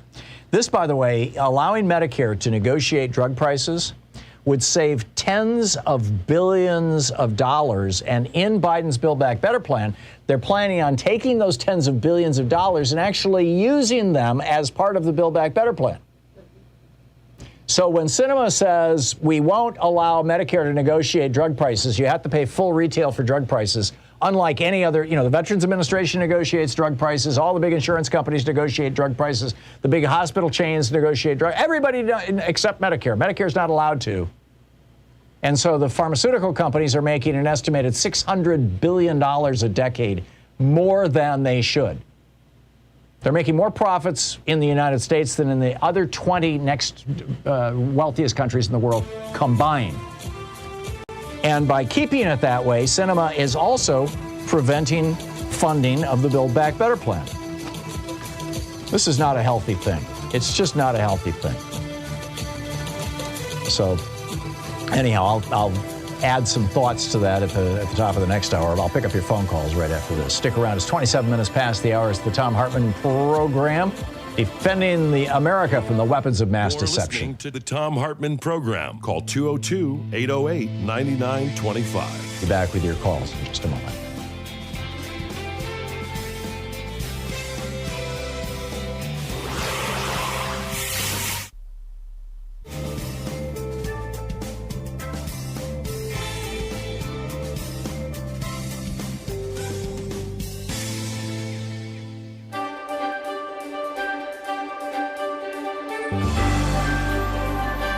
Today we're reading from David Blight's book, Frederick Douglass, Prophet of Freedom. This is from the introduction. In his speech at the dedication of the National Museum of African American History and Culture in Washington, D.C., September 24, 2016, President Barack Obama delivered what he termed a, quote, clear-eyed view of a tragic and triumphant history of black Americans in the United States. He spoke of a history that is central to the larger American story, one that is both contradictory and extraordinary. He likened the African American experience to the infinite depths of Shakespeare and Scripture. The, quote, embrace of truth as best we can know it, said the president, is, quote, where real patriotism lies. Naming some of the major pivots of the country's past, Obama wrapped up his central theme in a remarkable sentence about the Civil War era. Quote, we've buttoned up our Union blues to join the fight for our freedom. We've railed against injustice for decade upon decade, a lifetime of struggle and progress and enlightenment that we see etched in Frederick Douglass's mighty leonine gaze, end quote. How Americans react to Douglass's gaze, indeed how we gaze back at his visage, and more important, how we read him, appropriate him, or engage his legacies, informs how we use our past to determine who we are. Douglass's life and writing emerged from nearly the full scope of the 19th century, representative of the best and the worst in the American spirit. Douglass constantly probed the ironies of America's contradictions over slavery and race. Few Americans use Shakespeare and the Bible to comprehend his story and that of his people as much as Douglass. And there may be no better example of an American radical patriot than the slave who became a lyrical prophet of freedom, natural rights, and human equality. Obama channeled Douglass in his dedication speech, knowingly or not. So do many people today. Born Frederick Augustus Washington Bailey, a slave, in Talbot County, Maryland, in February 1818, the future Frederick Douglass was the son of Harriet Bailey, one of 5 daughters of Betsy Bailey, and with some likelihood his mother's white owner. He saw his mother for the last time in 1825, though he hardly knew her. She died the following year. Douglass lived 20 years as a slave and nearly 9 years as a fugitive slave subject to recapture.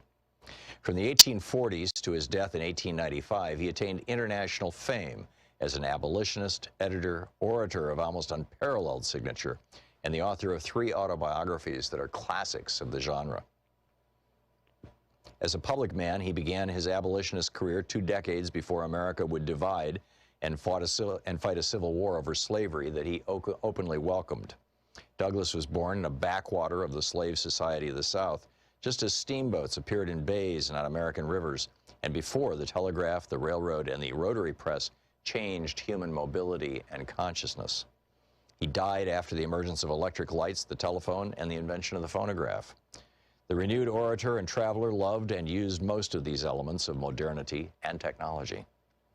Douglass was the most photographed American of the 19th century, explained in this book, and especially by the intrepid research of 3 other scholars I write upon. Although it can never really be measured, he may also have been, along with Mark Twain, the most widely traveled American public figure of his century. By the 1890s, in sheer miles and countless number of speeches, he had few rivals as a lecturer in the golden age of oratory. It is likely that more Americans heard Frederick Douglass speak than any other public figure of his time. Indeed, to see or hear Douglass became a kind of wonder of the American world. He struggled as well with the pleasures and perils of fame as much as anyone else in his century, with the possible exceptions of General Ulysses S. Grant or P.T. Barnum. Douglass's dilemma with fame was a matter of decades, not merely of moments, and fraught with racism. The orator and writer lived to see and interpret black emancipation, to work actively for women's rights long before they were achieved, to realize the civil rights triumphs and tragedies of Reconstruction, and to witness and contribute to America's economic and international expansion in the Gilded Age. He lived to the age of lynching and Jim Crow laws, when America collapsed into retreat from the real victories and revolutions in race relations that he had helped to win. He played a pivotal role in America's second founding out of the apocalypse of the Civil War, and he very much wished to see himself as a founder and defender of the Second American Republic.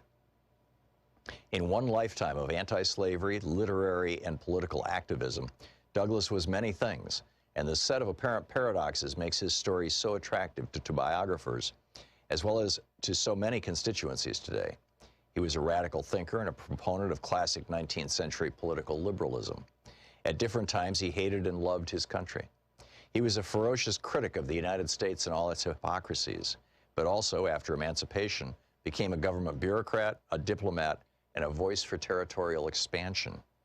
He strongly believed in self-reliance and demanded an activist interventionist government at all levels to free slaves, defeat the Confederacy, and to protect black citizens against terror and discrimination. Douglas was a serious constitutional thinker, and few Americans have ever analyzed race with more poignancy and nuance than this mostly self-taught genius with words. He was a radical editor, writer, and activist. The book Frederick Douglass by David Blight.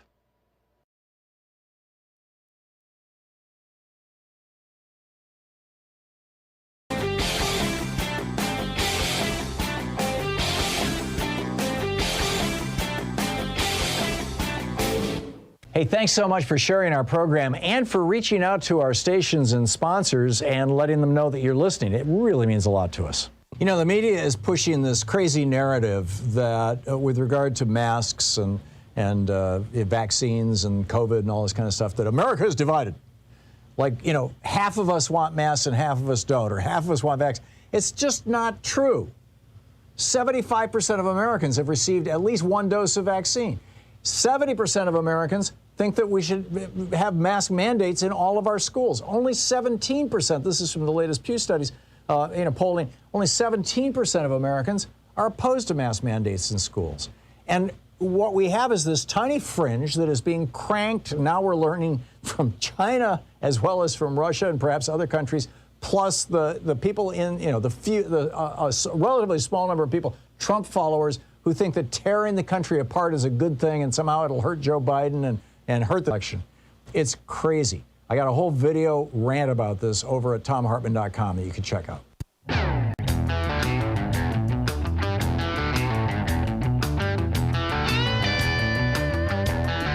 "35 minutes past the hour. Welcome back. Thom Hartmann here with you. And boy, what a day, huh? Chris in Littleton, Colorado. Hey, Chris, thanks for watching us on Free Speech TV. What's on your mind today? Yeah, Tom, what can you do with $26 trillion, over half our tax money for 40 years? You can educate our kids. You can have free health care for everyone. You can rebuild infrastructure. You're talking about the money we would have had if we hadn't had the Trump and Bush and, the Reagan, Bush, and Trump tax cuts? Yeah, and no, I'm talking about not the tax cuts. What the U.S. did, we waged endless war in the Middle East. Oh, you're talking about the wasted money, the wasted spending. We invaded and occupied and destroyed countries. We killed hundreds of thousands of people and lost thousands of our own soldiers. And we made huge obscene profits for big oil and the military-industrial complex. And we failed in our war because we had no reason to be there except for profits for billionaires. And the American people know this, and that's why when Donald Trump said no more stupid wars, even openly criticized, former presidents like George W. Bush, called him out on it. It's why when Donald Trump said we're going to tax the rich, he said it's really going to hurt me, and my friends are going to refuse to talk to me. It's why people said, yeah, cool, okay, go along with it, because we get it that this is what's happening, and this is where we're at. Chris, thank you for the call. John in Bowie, Maryland. Hey, John, thanks for listening to Sirius XM. What's on your mind today? Yeah, I just want to say that I think that Nancy, first of all, it's a good show, like always. Thank you. I think with Joe Manchin and Christina Sinema, I think they should have had the vote about maybe 2 or 3 months ago in reference to the two bills they were trying to pass. And had they done that, then I think the country and people would have been able to focus more on those two political candidates and individuals rather than what they're doing right now. Yeah, I'm with you. Because I think they're just wasting time, and it's a lot easier to, in my opinion, politically, push the blame on the people who are responsible. Yeah. And because it's not going to happen. I don't believe it's going to happen. I don't believe Joe Manchin. Yeah. No, I saw a chyron this morning on John King's show on CNN that said that the Bernie Sanders, and they had this really angry picture of Bernie. The Bernie Sanders-Joe Manchin battle is harming the President Biden's agenda. No, it's got nothing to do with Bernie. It is Joe Manchin and Kyrsten Sinema. It's the billionaires behind the millionaires who are hurting the Biden agenda, and we just need to say it. We need to say it honestly. Spot on, John. Yeah. Well said. Thank you. David in Spotswood, New Jersey. Hey, David, what's on your mind today? Hey, I don't have time myself to do, calculations that need to be done by mainframe computers. But I know I look for on TV. I only see one economist talking about the debt that everybody is in, and supposedly we're record personal household debt, record. That's correct. And record corporate debt and record government debt. We are in a debt bubble right now. It's a dangerous, dangerous place. You go to work, you need to have a certain income, and I've experienced this personally. You need a certain income to pay the debts. Right. So therefore, that could also be driving people to quit their jobs and find better jobs so that they could pay their debts. Oh, a lot of people are quitting their jobs because they're getting better jobs or because better jobs are being offered. Yeah. But they're also a benefit of the job that's paying better is that they can pay their debts. I mean, if they have record debts, you would think one would look for a job that could pay the debt. Right? You would think. I mean, sometimes there are things that hold people back from that. They're stuck with a particular geography. If you live in small town America, generally speaking, or rural America, you don't have a lot of options. On a macro level, if people have the highest debts in history and companies have the highest, that's going to affect economic behavior. Sure. And one of the things is it's going to drive people to I mean, that's what the Goldman Sachs CEO was saying, that he was against he pointed out that wage inflation was a bad thing. And everybody's up in arms. How could you say such a thing after we've had such wage stagnation? Right. Well, billionaires are always upset about wage inflation. They're never upset about CEO wages going from 30 times the average worker in 1980 to in his, in the banking industry, thousands of times the average worker's salary. For the nation, it's hundreds of times. They're fine with that. But when working people start getting pay raises, oh my God, Katie, bar the door.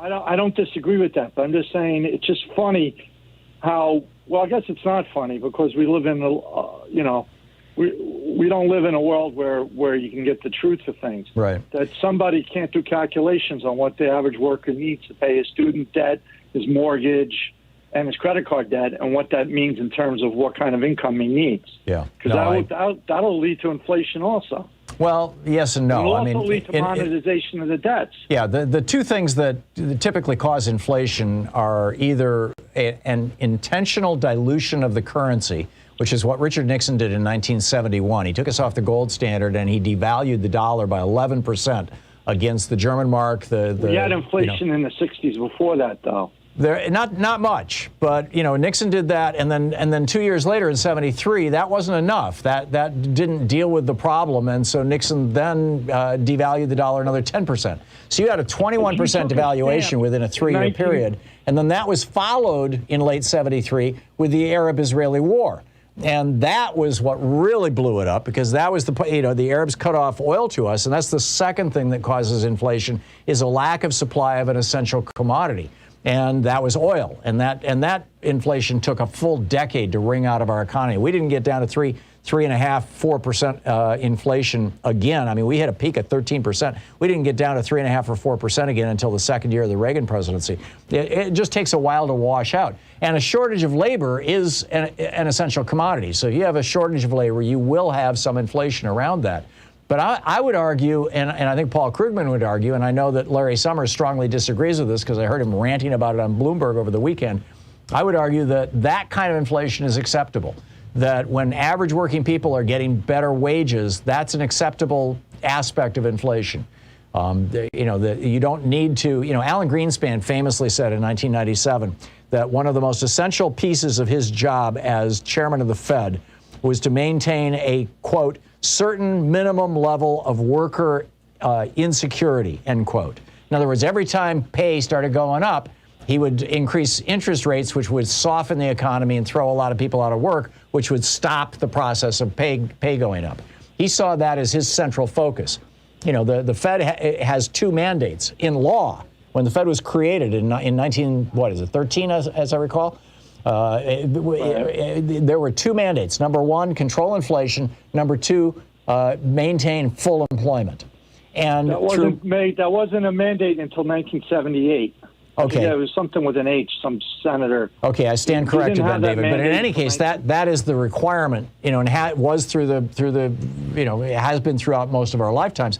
And the Fed has not done both those things typically. Typically, they have not focused on full employment. They have simply focused on maintaining, reducing inflation. Now, the difference, we've seen a difference in the last couple of years where Powell has been heavily focusing on maintaining full employment. You could argue that that's a good thing. You could argue that he was doing it because Donald Trump wanted him to. but if you take a stamp. But I don't think debt is what's driving this thing, David. Tom, if you took a stamp in 1973, it was a nickel.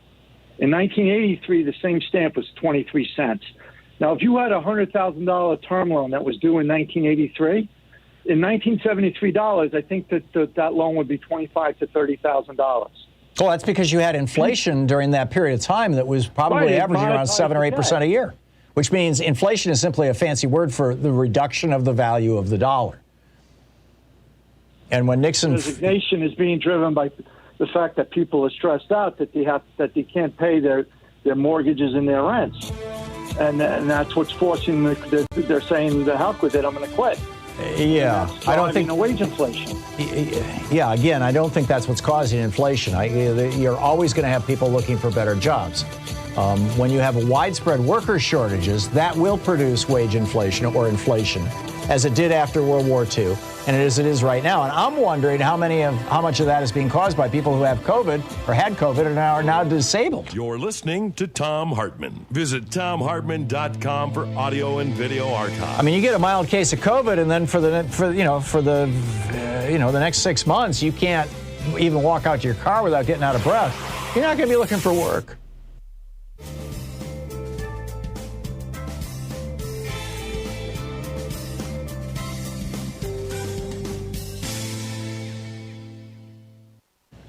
And welcome back. Oh, my. Let's see here. Sylvia in Seattle. Hey, Sylvia, what's on your mind today? Well, let me get off speaker. I'm a teacher, a retired teacher with a health care plan in Washington, and I just found out that the board that manages our teachers' health care 2 years ago accepted a bid from United Healthcare to offer Medicare Advantage. And now I get a notice they are going to provide a webinar to all teachers sponsored, I think, by the health Medicare Advantage people, sure, to tell you how much mouth-watering savings you're going to get. Oh, yeah, that's because your union is getting, you said it's a union who's offering that? Well, no, it's called the Public Employees Benefits Board, which is underneath the Washington. You wonder who's getting Health spiffed Care by the insurance Society. companies. Well, I wrote a letter to all the board members and pointing out that it didn't seem fair that the megaphone of the whole state of Washington can advertise this And then somebody like me who represents the kind of thinking I've heard on your program, I don't have their mailing list. I can't get in touch with these people. Yeah. Yeah, it would be that's fascinating. Sylvia. And one go ahead. One thing I have a question about is how much money per person does Medicare Advantage get for everybody they sign up? It depends on what's called the risk score. And so what they do is they will send a nurse to your home, for example, to check you out. They will look for ways to make it seem like you're sicker than you are, and then they get a higher reimbursement. Medicare Advantage is not fee-for-services, and that's why it's such an insanely profitable thing for these companies.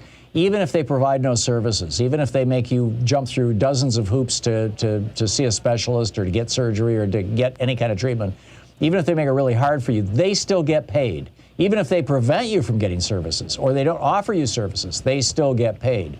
And so that's why they're loving it, and that's why they're advertising like crazy. And I'm telling you that I think in this season, particularly given the Medicare Advantage ads that I'm seeing on TV right now, once they're over 50% of Medicare recipients getting Medicare Advantage, they're going to move to privatize the entire system. And then we're going to be back. Anybody over 65 is no longer going to have the protections of Medicare. It'll just be the whole country is back on for-profit health insurance.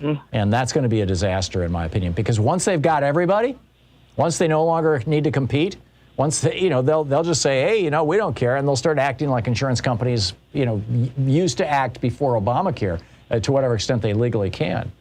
But it's and Medicare Advantage is also draining money out of the Medicare Trust Fund.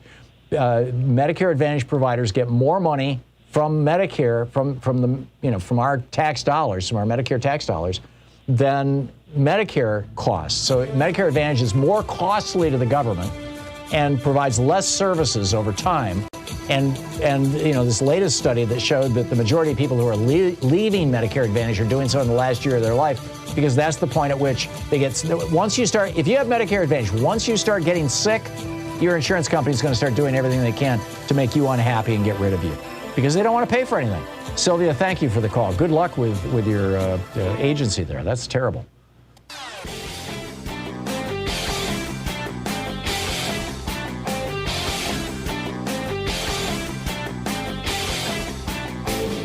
Share the Thom Hartmann Program with your friends. We're available on SiriusXM, Free Speech TV, Pacifica, commercial stations nationwide, YouTube, Twitter, Facebook, on the Thom Hartmann app, and you can even tell your smart speaker to listen to the Thom Hartmann Program.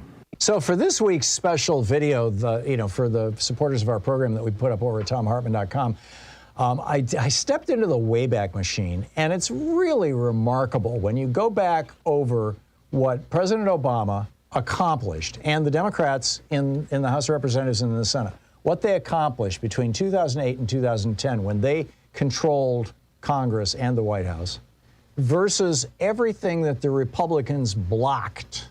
I mean, the Democrats in those 2 years, they saved Chrysler, they saved General Motors, they turned 800,000 monthly job losses into job gains. They increased spending and education spending, decreased the cost of student loans, all kinds of great stuff. But then when the Republicans took over, they blocked a veterans job bill, they blocked Wall Street reform, they blocked immigration reform, they blocked political ad disclosure. And this is just a little tip of the iceberg. You can see the whole video over at ThomHartmann.com. 51 minutes past the hour. Thom Hartmann here with you and picking up your phone calls. Let's see here. Anna in Petaluma, California. Hey, Anna, what's on your mind today? Hi, Tom. I was thinking, let's just forget Senator Manchin, Senator Sinema, and let's find maybe a moderate Republican senator. I'm thinking Senator Murkowski in Alaska, and another one. And let's just all put our support, all the Democrats put our support behind them and send money and tell them we got their back if they would just vote with us on the Build Back Better. I proposed that a couple of weeks ago, Anna, and the blowback that I got is that there are no more moderate Republicans. I'm serious. I mean, it's you know, there's not one of them that's well, maybe Murkowski is willing to vote for voting rights, you know, for example. But when it comes to economic issues, no, they're not gonna go along with it. Sadly, I mean, even if we give them their campaign, they don't have to take money from billionaires. Yeah, and it would take such an organizing effort to get Democrats to give money to a Republican senator. I don't see it happening. I mean, when I kind of introduced that idea a couple of weeks ago, I thought, oh, maybe this will do it. But no, it wouldn't have worked out. And I got to move along. But thank you for the call, Lance in Columbus, Ohio. Hey, Lance, what's on your mind today? Hey, Tom, how are you? Thanks for taking my call. Sure. Tom, got a great question for you. Do you think we should go back to the gold standard, like you mentioned about Nixon, and considering where we are now, and would that really benefit us now? The problem with the gold standard, Lance, was that for every dollar that you have in circulation, you have to have a dollar of gold, dollars worth of gold stashed in Fort Knox. And our economy grew so rapidly after World War II in the 1950s and 1960s that by 1971, the United States couldn't buy enough gold at any price. Literally could not buy enough gold in world markets to maintain the value of our currency. And that's when Nixon pulled the plug and said, okay, we're no longer on the gold standard. We're going to float against a basket of other currencies. And then, even then, the dollar was still too strong, and that's why he devalued it by 11%, because our trade surplus was, or our trade deficit was bad. And, he wanted to fix that. He wanted to make American exports more attractive and imports from other countries less attractive in the United States, more expensive. And that wasn't enough, and so then he had to do it another 10%. So he had a 21% devaluation of the dollar internationally over a 3-year period. And then, of course, over the next 5 or 10 years, you saw that devaluation work its way through the supply chain as products that were imported in the United States became 21% more expensive. And, that caused part of the inflation that was so difficult to get rid of, that caused Jerry Ford to be a one-term president, that caused Jimmy Carter to be a one-term president by and large. So, no, I don't think going back on the gold standard is a solution. I think abandoning neoliberal economic policy is the solution, but that's a much larger topic that I'm actually writing a book about right now, which is why all these numbers are right on the top of my head. This is one of the chapters I was writing this weekend. So, Lance, thanks a lot for the call. Yeah, it's a good start, but, always thinking, right? Diane in Cherry Valley, New York. Hey, Diane, what's on your mind today?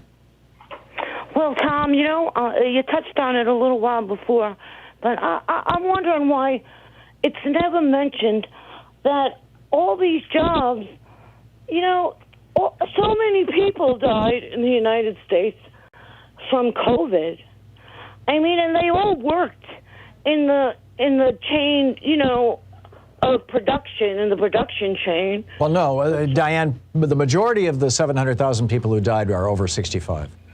And because prior to about 5 months ago, the vast majority of people who were dying were people over 65. This was, that's why they jokingly called this the boomer remover. Now we've got, with this Delta variant, people in the normal job market who are dying, but it's only, he says. I think it's only been, a couple 100,000 probably at the most. So I don't think that's driving the loss, go ahead. How many people could have died, from heart attacks and from other things also, that they couldn't get any hospital care at the time, not just from COVID, that aren't being counted. There is that, and it is disruptive. Yeah. And I can tell you in New York City, that's where I grew up. Mm-hmm. Down there, I mean, it was like you're not getting into a hospital. Yeah. Yeah, well, it's like that now in much of the United States, Idaho and Alaska. And people are dying in their homes. They're dying in the homes, and they're not being counted. Yeah. I know people that were sent home from the hospital in Florida because he was too old. They told him he had cancer. He never had cancer in his lungs. They told him he had cancer, and he probably had COVID. Oh, well, yeah. I mean, there's a strong incentive, there's those apparently. People, too. And they're being told, you got something else, I can't save you. But in actuality, they have COVID. Yeah. But they're told not to treat somebody like that. At 85 years old, why am I going to treat him for COVID when I got to worry about this 20-year-old with COVID? Yeah. And that's a problem. But whether that is what's causing the shortage of workers, I'm skeptical. I'm sure it has some impact. I think a larger possible impact is the 45 million Americans who've gotten COVID.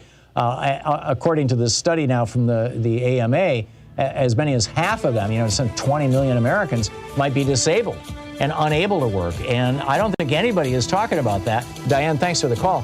And I think that would be an important point for the media to be making, if for no other reason that it might encourage people to get a damn vaccine. Do you want to be disabled? We've been entirely talking about death. Nobody's talking about disability. Disability is a big deal.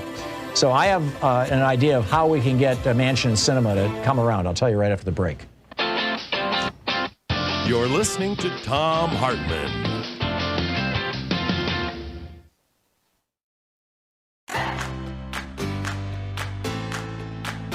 These companies support the Thom Hartmann Program. They are HelloFresh, the #1 meal kit delivery service. More info at HelloFresh.com, code TOM. CB Distillery, CBD for sleep and pain relief. More info is available at cbdistillery.com, code TOM.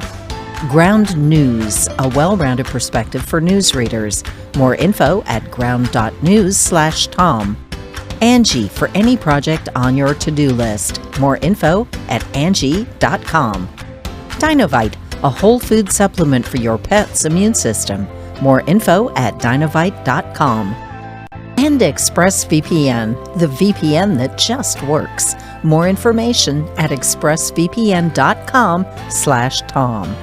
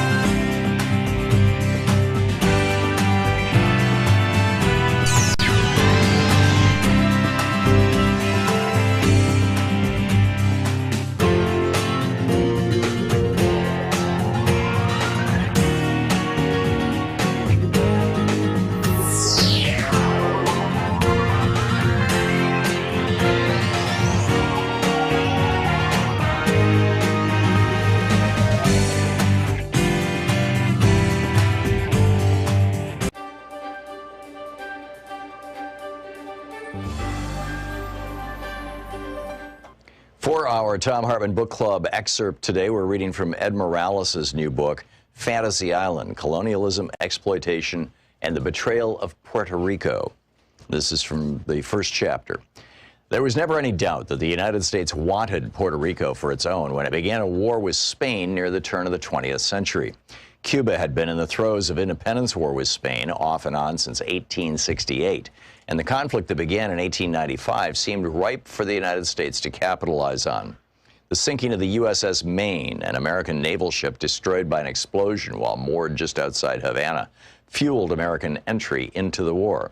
Although there are conflicting theories about the source of the explosion, including the likelihood it was caused by a spontaneous internal fire, William Randolph Hearst's newspaper chain blew up the incident into the perfect catalyst for the United States to enter the conflict.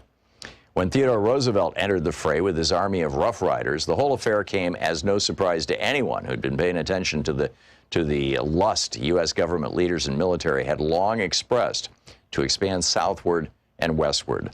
And although the idea of manifest destiny was at the forefront of the political discourse of this period, it's less often observed that the United States' expansionist gaze was saturated with racial language and attitudes, at once desirous of and repelled by Latin America's mestizo mulatto social dynamic. The Haitian Revolution at the end of the 19th century and into the 20th created a U.S. obsession with both Cuba and Puerto Rico because of the potential of a similar black-led revolt on those islands. In 1826, Virginia Senator John Randolph feared that such a revolt would render the southern United States vulnerable to invasion from Cubans in rowboats. For this reason, he objected to the United States participating in the 1826 Panama Congress because American diplomats would have to endure the horror of a U.S. diplomat taking his seat in the Congress, quote, Beside the native African, their American descendants, the mixed breeds, the Indians, and the half-breeds, without any offense or scandal, it's so motley a mixture, end quote. The logic driving this perspective underlined not only the importance of slavery to the emergence of capitalism in the 19th century, but also, as Matthew Karp points out, in this vast Southern empire, the extent to which slave owners and their elected representatives disproportionately shaped U.S. foreign policy. Going back as far as the Haitian Revolution, fear of a successful slave rebellion in the newly formed United States strongly motivated Southern politicians. As Karp mentions, to that end, Presidents Madison and Monroe, quote, used overwhelming force to destroy black maroon settlements in southern Florida, end quote. Fear of slave rebellions also briefly united the interests of American slaveholders and Cuban elites who wanted independence from Spain, but in the late 19th century, after abolition, Roosevelt's forces fought in conjunction with Afro-Cuban armies against their common Spanish foe. The move to wrest Cuba and Puerto Rico from Spain came just as Spain had finally relented to end slavery as a concession to black rebel Cuban armies that had formed to push for independence. In a further move to placate continued unrest on the island, in November 1897, Spain signed automatic charters for Cuba and Puerto Rico, which gave limited home rule governments to both islands. Puerto Rico would gain full representation in the Cortes, the Spanish parliament, and could veto Spanish commercial treaties unfavorable to them while also retaining the rights to set tariffs on imports and exports. In this way, Puerto Ricans were granted a kind of citizenship that allowed self-government grafted on what was left of their Spanish subjecthood. Yet on July 25, 1898, 8 days after the first meeting of the newly formed Puerto Rican parliament, U.S. troops arrived in the southern port of Guanica and replaced the Spanish flag with the stars and stripes. This date would be remembered over 50 years later when the United States finally followed through on a project to allow Puerto Ricans to have limited autonomy and self-government. But at the time, it was both the end of Teddy Roosevelt's splendid little war and the beginning of the current quandary over what exactly Puerto Rico's new colonial master would do with the island. Although historians agree that there was no pre-existing plan for designating Puerto Rico's status, there was a general belief that Puerto Rico could be incorporated as a U.S. territory and probably would be. This led many to assume that it would follow a similar path to statehood as former territories like Florida and Louisiana. At the very least, it would, by acceding to military control, receive, quote, the advantages and blessings of enlightened civilization, end quote, as Puerto Rico's first military governor, Nelson A. Miles, declared 3 days after the landing of Guanica. Because Cuba was so militarized during its wars for independence, the United States decided to allow it national sovereignty, thinking it could still exert considerable control over the economy because of existing business interests and a ready-made set of Cuban consumers who were already buying Ford Model Ts. But although Puerto Rico had experienced anti-Spanish uprisings in the mid-19th century, in 1898 they did not have nearly the same level of armed mobilization present. So the United States held on to it, particularly because of its geographic location, which would provide the United States with a stronghold on the easternmost tip of the Caribbean. The book is Fantasy Island by Ed Morales.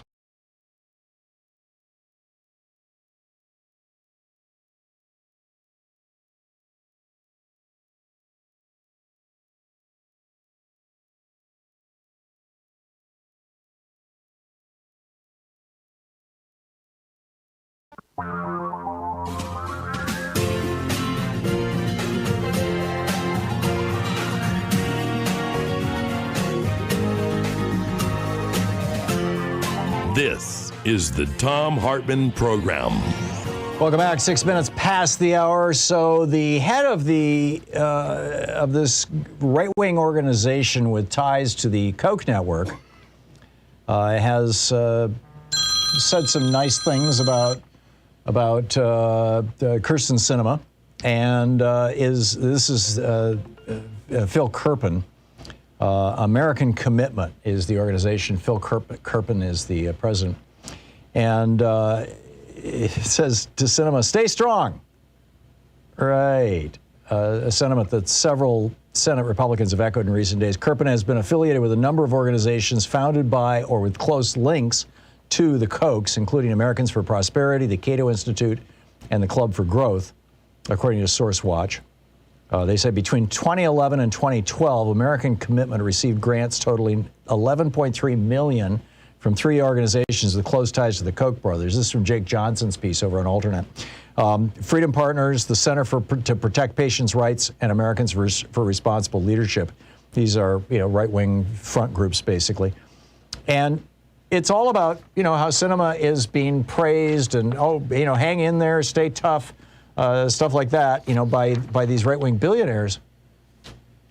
And the billionaires themselves, of course, have a lot more resources than they had even just a year ago. This is just mind-boggling. I got this from Olivia Alperstein over at Institute for Policy Studies, IPS. IPS-DC.org is their website if you want to track it back. U.S. billionaire worth has now soared by 70% during the pandemic. Now, just think about that for a minute. What is your net worth? Your net worth is typically, what you own minus what you owe. And I don't have numbers in front of me for, what the average net worth of the average middle-class American is. But, my guess is it's probably a few tens of thousands, maybe $100,000, because people have equity in their homes and things like that. Well, imagine if your net worth just during COVID had more than doubled. If you got, whatever you have in your 401ks or whatever you have in a retirement fund or whatever the value of your house, if it more than doubled in the last 18 months. Well, that's what happened for billionaires. U.S. billionaire wealth soared by 70%, $2.1 trillion just since the beginning of the pandemic. The $5 trillion in wealth now held by 745 billionaires is 2/3 more than the $3 trillion in wealth held by the bottom 80% of U.S. households. 2/3 more than. So, what we have seen here is wealth just absolutely explode. 67 national organizations have sent a letter to Congress recommending the billionaire's income tax. My senator here, Ron Wyden, one of my 2 senators, is the main sponsor of this, although it's supported also by President Joe Biden. Because most of the income the billionaires make, and this is why they were able to double their wealth in the last year and a half, most of the income they make is not taxed. Quoting from this IPS study, most of these huge billionaire gains will go untaxed under current rules and will disappear entirely for tax purposes when they're passed on to the next generation. Under Wyden's BIT, billionaire income tax, billionaires will start paying taxes on their increased wealth each year, just like workers pay on their paychecks. It only applies to people who have a net worth that's over $1 billion. They make the point, for example, here in Oregon, Nike head Phil Knight has nearly doubled his fortune from $29 billion to $58 billion just during the pandemic. And then they note maybe that's in part because Nike didn't pay a dime of federal income taxes in 2020 on its $2.9 billion in profits. And between 2018 and 2020, the corporation paid just a 3.3% tax rate on $9 billion in profits. So that's one side of the equation, is this massive pileup of wealth among politically active billionaires.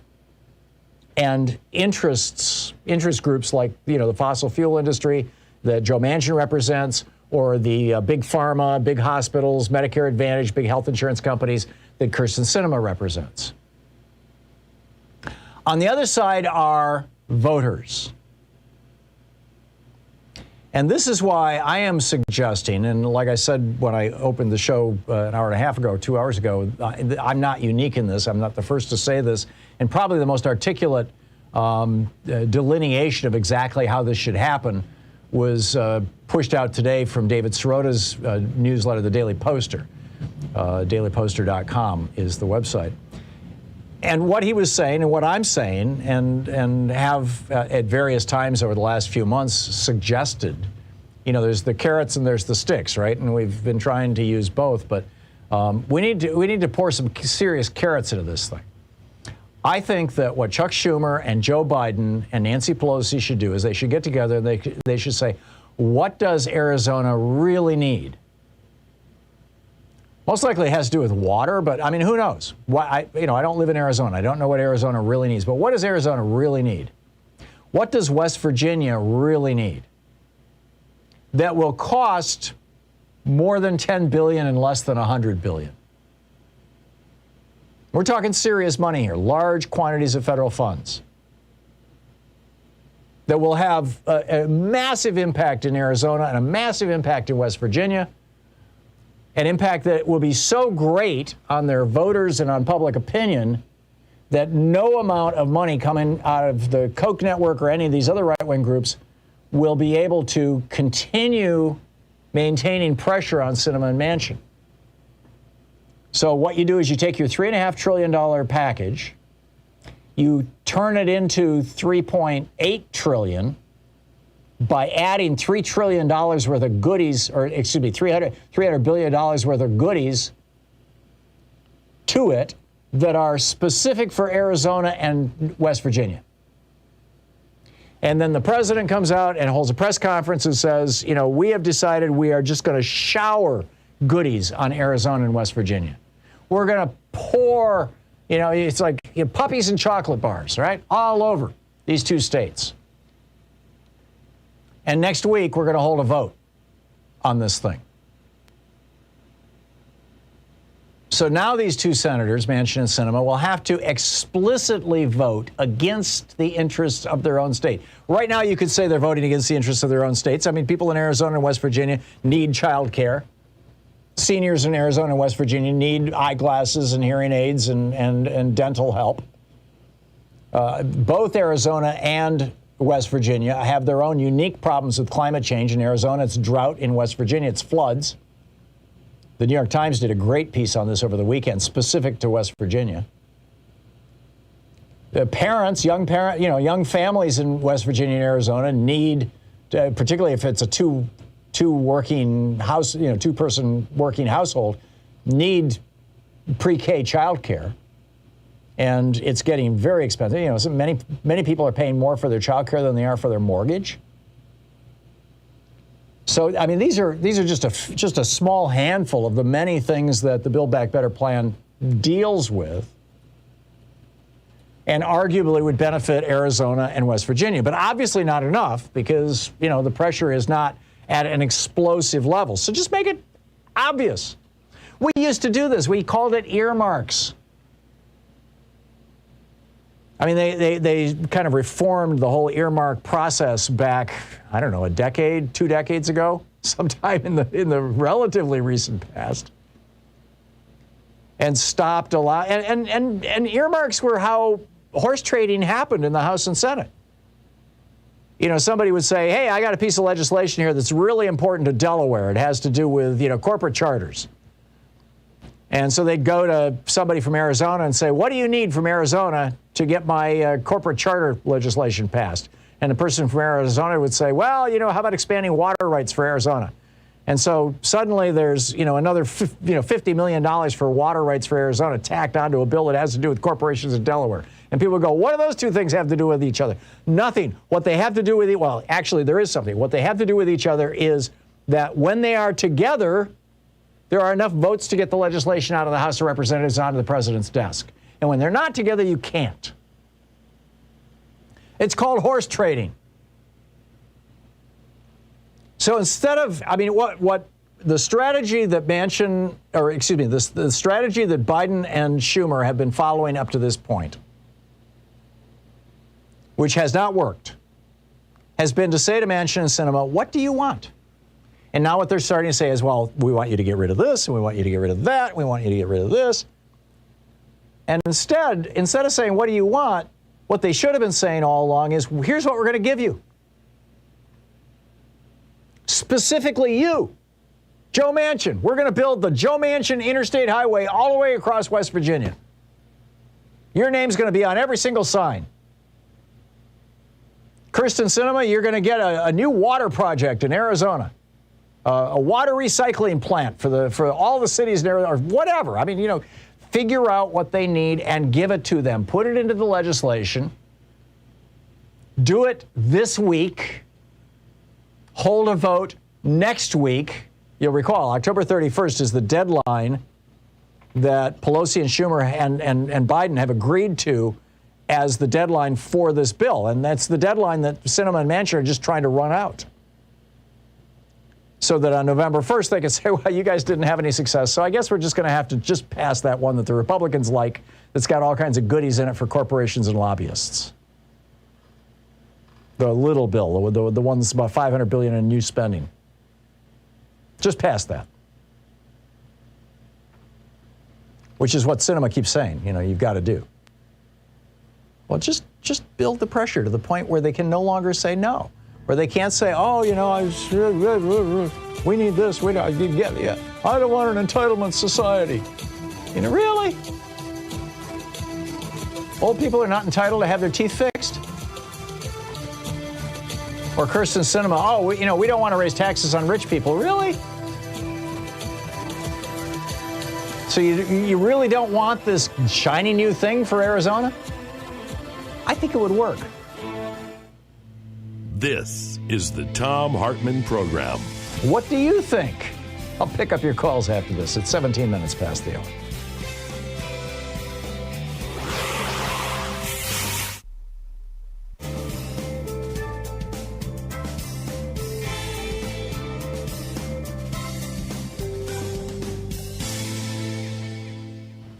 And welcome back. Karen in Adrian, Michigan. Hey, Karen, what's on your mind today? Yeah, I've got to get to the phone thing. There we go. Okay, I was trying to get you off speaker. Well, first the Kirsten Sinema thing, isn't that called pork barreling? Yeah. Yeah, okay. Well, it's an old tradition. I said a long time ago. It goes back 200 years. Yes, do it. Yeah. Yeah, just do it. Just do it. Buy them. Yeah. So the other thing is, though, I have Medicare Advantage because I used to have straight Medicare, but then there's still that 20% you have to pick up. It's not the Bernie Medicare. No, I understand. That's why I have a health insurance policy with Mutual of Omaha that covers my 20%, and I find it's called Medigap. Yeah, Medigap policy, exactly. That's. I had that, but it was $400 a month. Wow. By the time I paid the Part B premium, then the $400 for the Medigap, and then paid for and that didn't. I don't think it's costing me anything close to that, and I've got the top coverage you can get. It's much less than maybe that. I'm in a different state. It may have something to do with it, Karen, but I get it, and I get it that there are people who are going to Medicare Advantage because they can't afford not to, and that's a tragedy. It shouldn't be. You shouldn't be stuck in that position. No, you're absolutely right. I totally agree with you. I don't want to be on Advantage, but that's all I can afford. Yeah. My housing is like 50% of my income. Wow. Yeah. Well, I get it. $2 short of 50%. Yeah. No. This is part of a nationwide crisis. Karen, thank you for the call, and I wish you the very best. Ida in Seattle. Excuse me, Ida. What's up?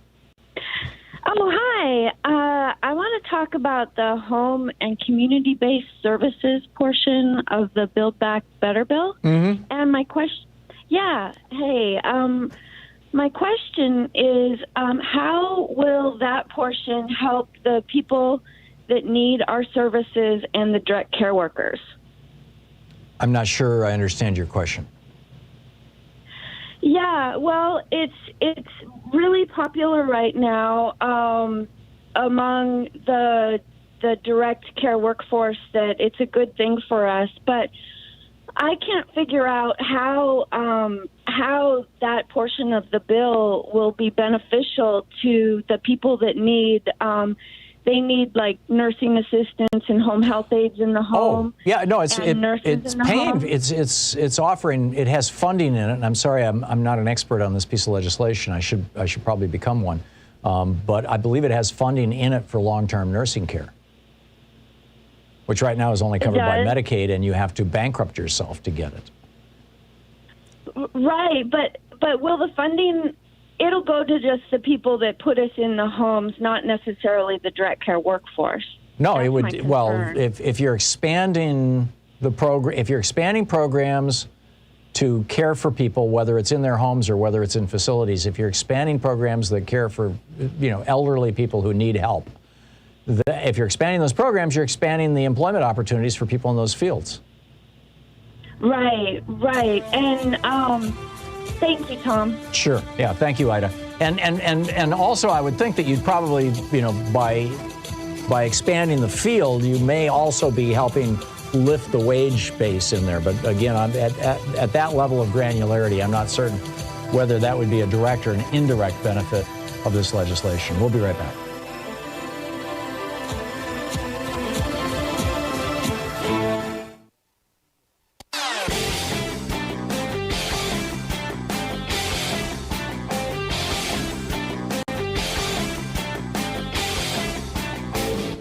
Missed my opening rant today? It's usually published over at HartmannReport.com, where you can read it and share it with your friends for free. Check it out, HartmannReport.com. So there are actually some substantial differences between the Taliban, the Afghanistan Taliban, the group that has, that Donald Trump signed what his Secretary of State his Defense Secretary and his National Security Advisor referred to as surrender documents to back in early 2020. There's a difference between the Taliban and ISIS, or even K-ISIS, which is how they're identifying the ISIS group that has emerged in Afghanistan. The main difference is that the Taliban's ambitions are largely confined to Afghanistan. They want to be a regional force. They were the government of Afghanistan before. They want to be the government of Afghanistan again. ISIS, on the other hand, wants to reestablish the entire caliphate across the Middle East, across Northern Africa, across parts of Southern Europe. And this is going to bring these two into conflict. I've got a whole video about this over at ThomHartmann.com for folks who support the program. Check it out.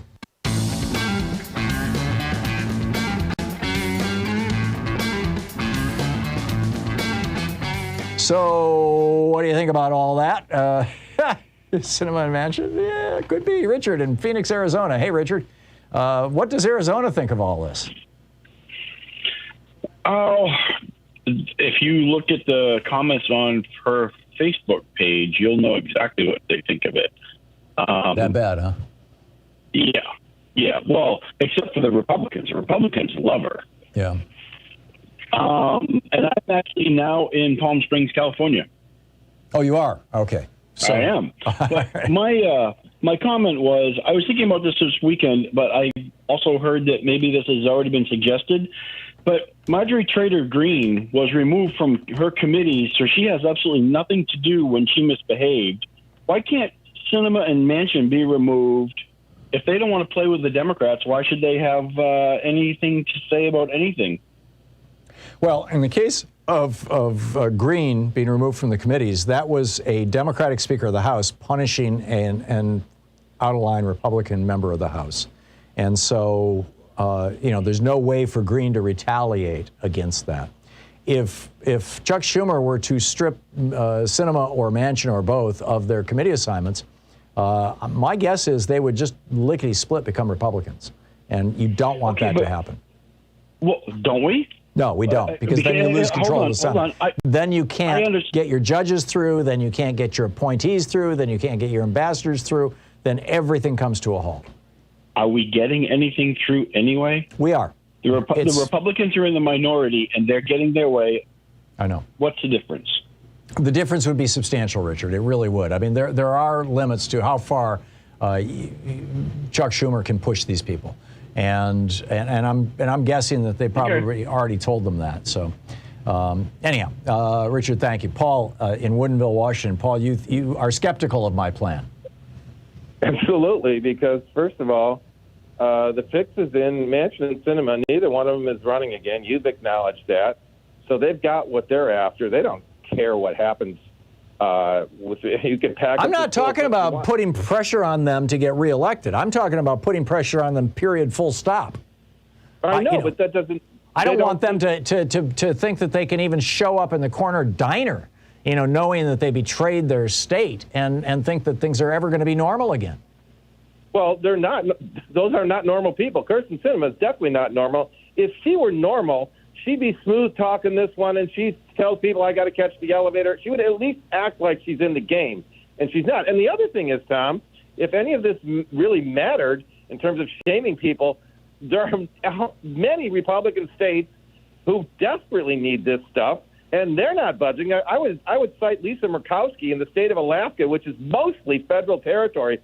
You know, the smallest part of Alaska is actually the state of Alaska. The state of Alaska is mostly federal territory, and they survive entirely on federal money. So they're the most bribable, and she's not even moving. So I don't see this. The United States Senate is a grifter's bar, Tom. It's a grifter's bar. Yeah, I'm with you, Paul. You know, I'm trying to be hopeful here. I'm trying to be hopeful. I mean, you know, when you've got nothing else to do, you know, when no other options are left, you use the last one thing that you have, and you know, bribery is essentially it. Paul, thanks for the call. We'll be back. It's 27 minutes, or coming up on 27 minutes past the hour. You're listening to the Thom Hartmann Program. Call 202-808-9925. It's the place where despair is not an option. We have to get active. We'll be right back.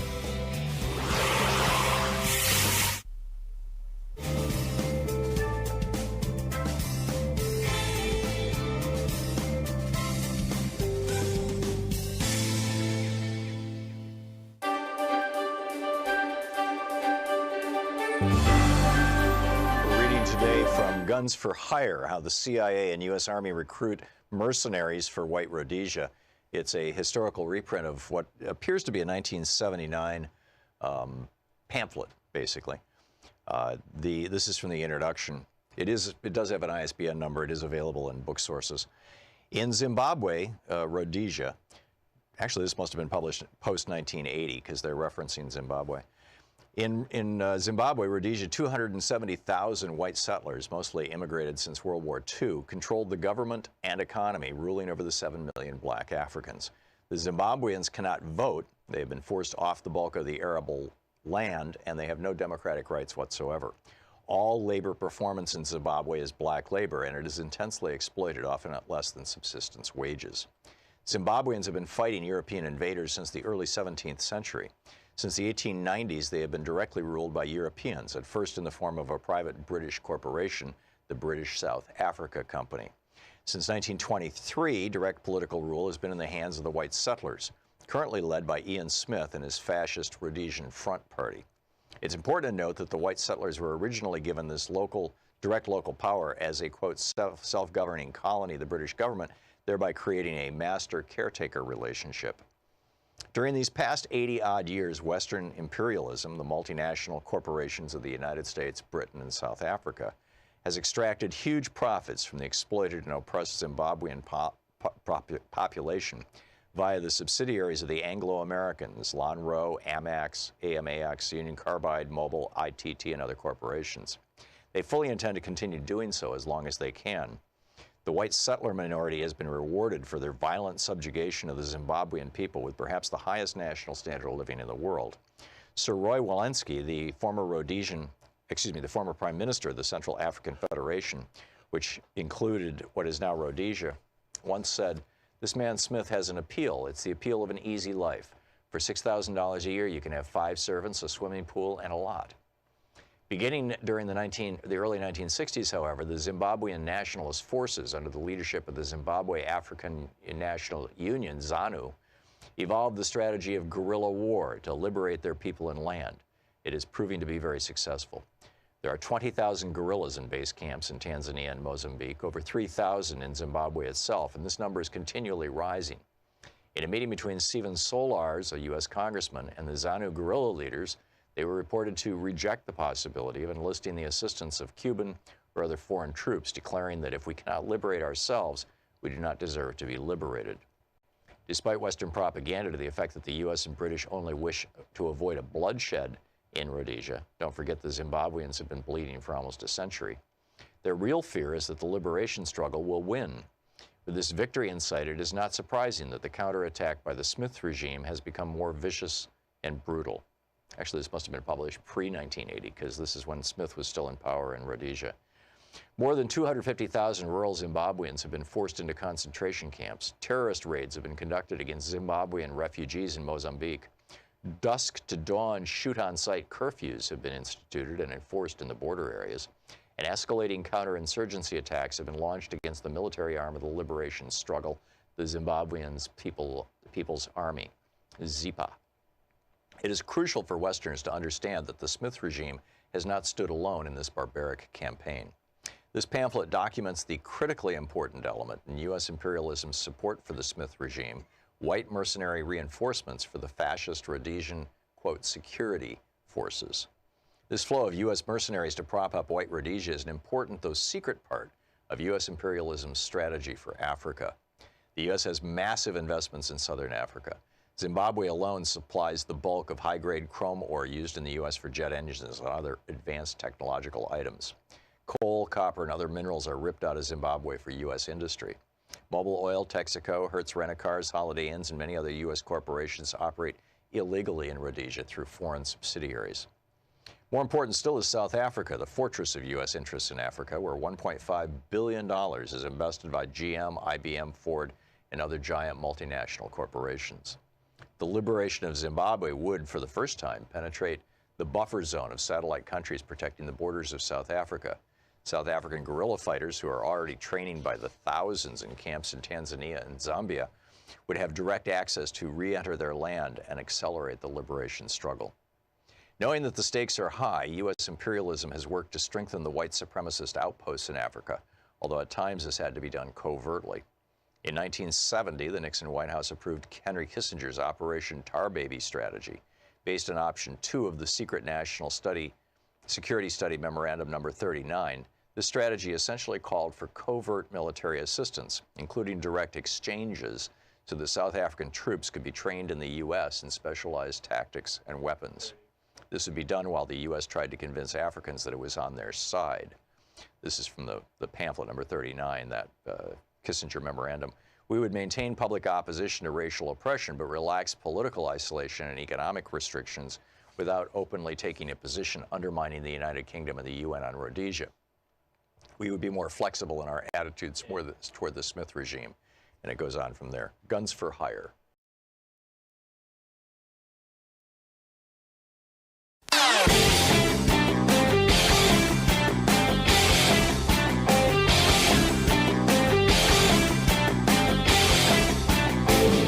Our 1-hour free podcast recaps our show, and it's available wherever fine podcasts are found. And we have the full 3-hour podcast available over at thomhartmann.com if you want to really support our program. So we have a new video up over at thomhartmann.com, and it's about 18 U.S. Code 2384, which is a law that was published back in or put on the books on June 25th, 1948. It was updated in 1956, and it's very, very straightforward.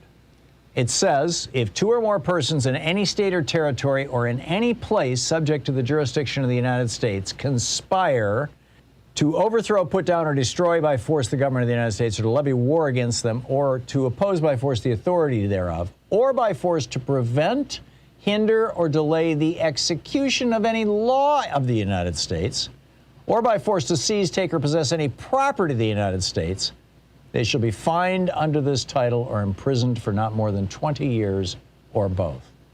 Tell me that doesn't perfectly describe what happened on January 6th. Seditious conspiracy. The video's at thomhartmann.com. Check it out.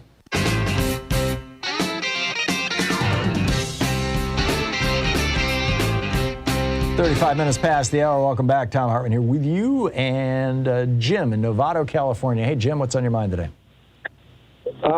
Yeah, thank you, Tom. I love your amazing work. Thank you. That you do. What's up? Basically, when I grew up in Novato, California, in 1967, I was a senior in high school, and I'd scored a really good job at a feed mill for $10 an hour. Whoa! Whoa! I was making $2.30 an hour that year. Yeah. Of course, I was pumping gas. No, I mean. But the point I'm trying to make is that that was the regular wage for the mill workers there. I was that's a union wage. Yeah, but with that $10 an hour, you could buy a new house. New houses there were like $14,000, $1,000 down, $200 a month, or $300. Yeah, and you could buy a brand new car for $1,995, and you could buy gasoline somewhere around 25 cents a gallon, and you could take your whole family to the drive-in for $5. Mm-hmm. But the point that I'm trying to get to is that there's still people making, $10, $15 an hour, and yet the, cars are what, 20,000, and I saw a truck the other day, a used one, for $76,000. Yeah. Those very same houses that were $13,000, $14,000, those are $500,000 and above. They're right in Novato. Old houses, been fixed up, but the thing is that with the wages being suppressed, when they start talking about raising minimum wage to $15, that's bullpucky. That is bullpucky. It's all slavery.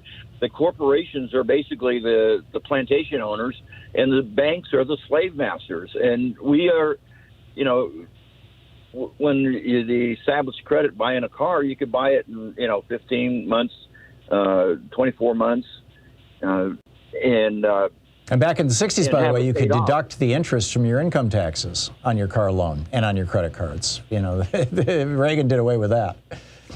Yeah. I mean, so, the point is that we, I wanted to get to the idea of power, that somehow we've come to the idea that power is, or money is power, and that is really an illusion, because people are the power. No, money is power, Jim.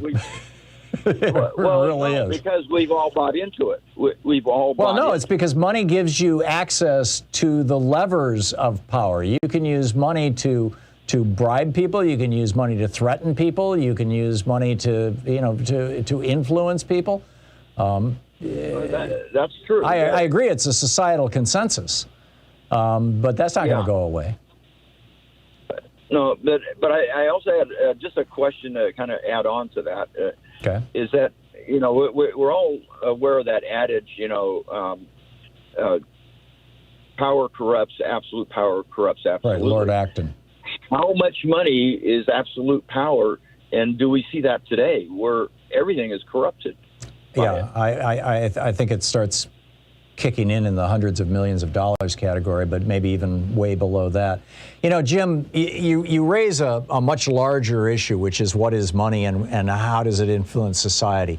Money, after the agricultural revolution of 10,000 years ago, we developed, agriculture was all about producing food for everybody, right? And population started growing because we got much more efficient at producing food. So an individual no longer got their own food, or a tribe no longer got their own food by going out at a hunting party, or by the people going out and gathering every day.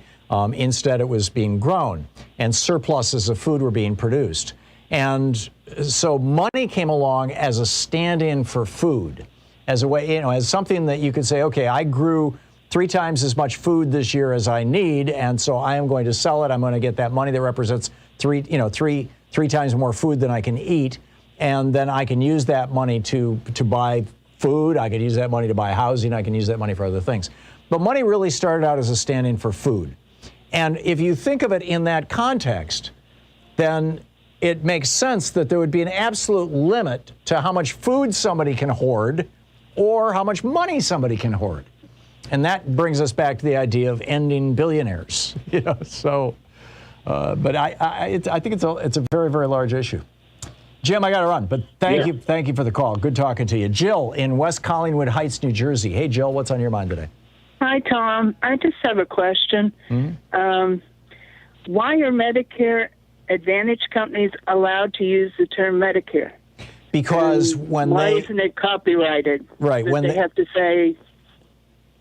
No, I totally. We're offering an alternative. Yes, I get what you're saying, Jill, and I completely agree with you. The reason that they can call it Medicare Advantage, they don't call it Medicare. They can't call it Medicare, but it is Medicare Advantage, and the reason they call it that is because that's the name that was put into the legislation by the lobbyists for the big insurance companies back in, I think it was 2003, when George W. Bush passed his Medicare Reform Act that brought this about. This beginning the privatization of Medicare. And this last year, we're up to 40% of people on Medicare Advantage on privatized plans. The year before that, it was in the 30s. The year before that, a couple of years before that, it was in the 20s. I mean, it's starting to really pick up steam, particularly with this really aggressive television programming, and the fact that the Center for Medicare Services has basically stopped auditing Medicare Advantage plans.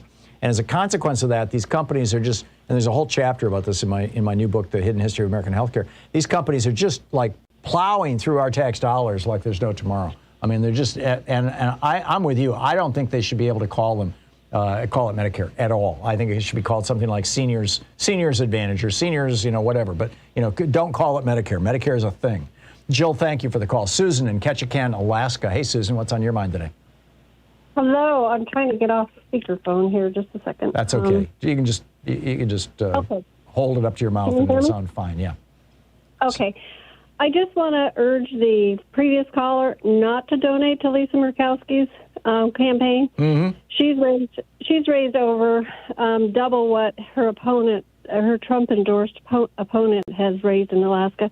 We only have 500,000 voters in Alaska, which is a mere pittance. Her name recognition will buy her, and especially with our new revamped ranking system. Mm-hmm. And also, I stupidly wrote to her back in August saying that if she did vote with Biden, she would become the most sought after and important senator in the Senate, because she could have that, She'd be the kingmaker.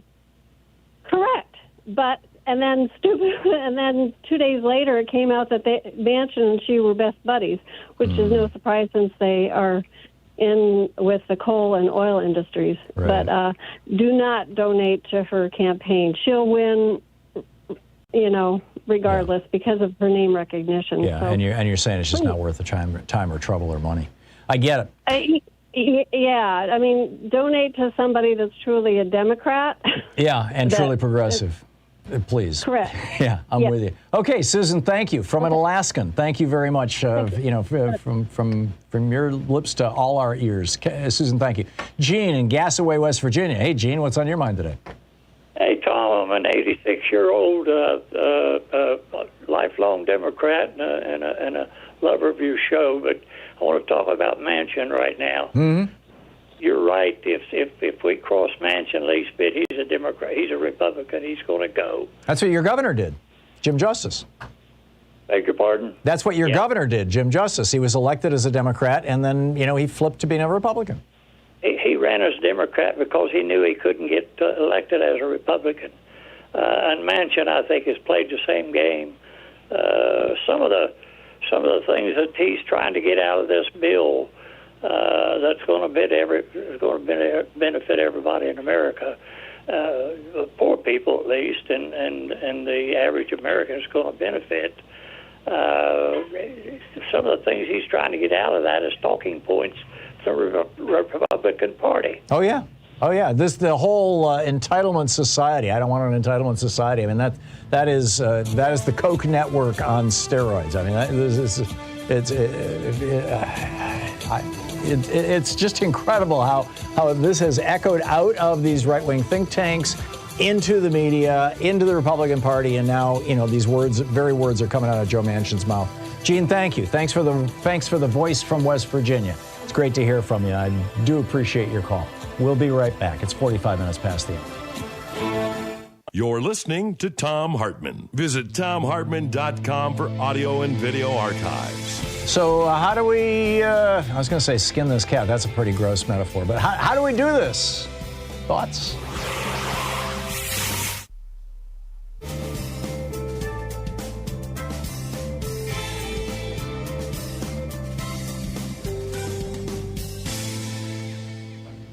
And welcome back. Keith in Seattle. Hey, Keith, what's up?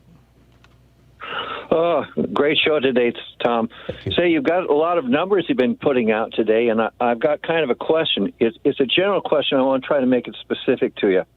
Okay, it's like, first I'll just say, like, it came to my mind, you buy something from Amazon for $39.95, and it gets shipped to you for $10.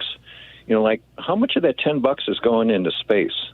And where I'm going with this is, you've got Bezos, you've got all these billionaires who, and corporations who have been making bank during the pandemic, and the average guy is getting screwed.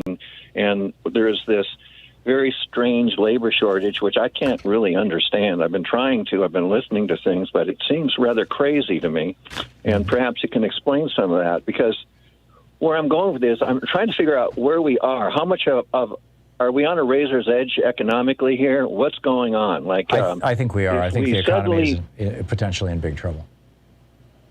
Okay, well, that's where I want you to kind of tell us. You know, like if they took all that billionaire money that they made during the pandemic and gave it, how much would that put in our pockets? Well, let's see. Jeff Bezos made $79.2 billion in the last 19 months. Elon Musk made $184 billion. Bill Gates made $34 billion. Larry Ellison made $65 billion. Mark Zuckerberg made $69 billion. Sergey Brin, Google, made $67 billion. Warren Buffett, $34 billion. And that's just in the last 19 months. You know, their net worth now, Elon Musk is the top of the pile at $209 billion right now. Whereas in March of 2020, his net worth was only $24 billion. It's not going to fund the government, but it's a pile of money. Well, enough to put several $1,000s in everybody's pocket is what I'm trying to say here. That would involve trillions. Or at $8 trillion anyway. I think $1 trillion would be $3,000 for everybody in America, but I may be completely wrong on that. And when I try to do math at the top of my head, I usually get things wrong. We're not going to solve this problem. You know, the really deep system, the tax problem we can solve fairly easily. The whole budget deficit and all that. You know, just undo the Trump, Bush, and Reagan tax cuts. Take us back to where we were in 1980. We had an economy that was working really well. It was helping the middle class. It was strong. It was healthy. If you just undid those 3 sets of tax cuts within a couple of years, you would see that national debt just going down like a rock. But, you know, I just don't think there's any possible way that can happen right now, because the Supreme Court has given these very, very wealthy people so much political power. And now they're giving the Republican Party so much political power by saying, for example, you know, gutting in their Shelby County decision, gutting the Voting Rights Act, saying now that it's okay to gerrymander. It's just the Supreme Court has been doing everything they can now for the better part of 25 years, including putting George W. Bush in office when Al Gore actually got 500,000 more votes. And frankly, we learned a year later that Al Gore actually even won Florida. The Supreme Court has just, been taken over by the Republican Party, and they are in exchange for that, giving the Republican Party everything. They know which side their bread is buttered on, and that's the big challenge. The other big challenge right now is debt, which an earlier caller made reference to, and that's one of the reasons why we need to raise wages, and we need to end student debt. You've got $1.5 trillion in student debt out there. At least half of that the president could just do away with an executive order. He should.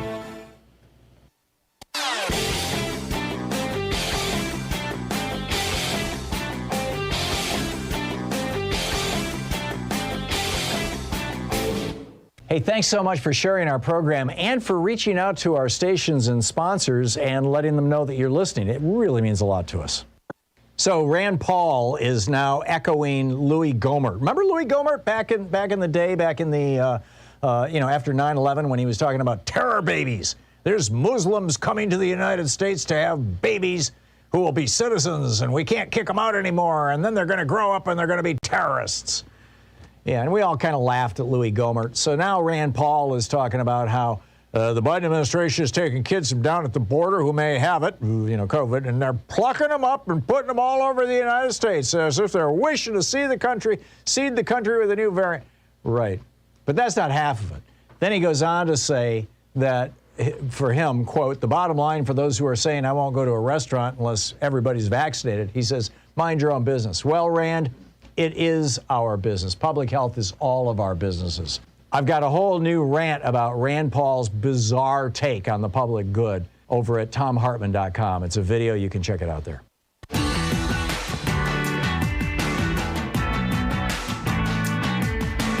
And welcome back. Thom Hartmann here with you. Donald in Phoenix, Arizona. Hey, Donald, what's on your mind today?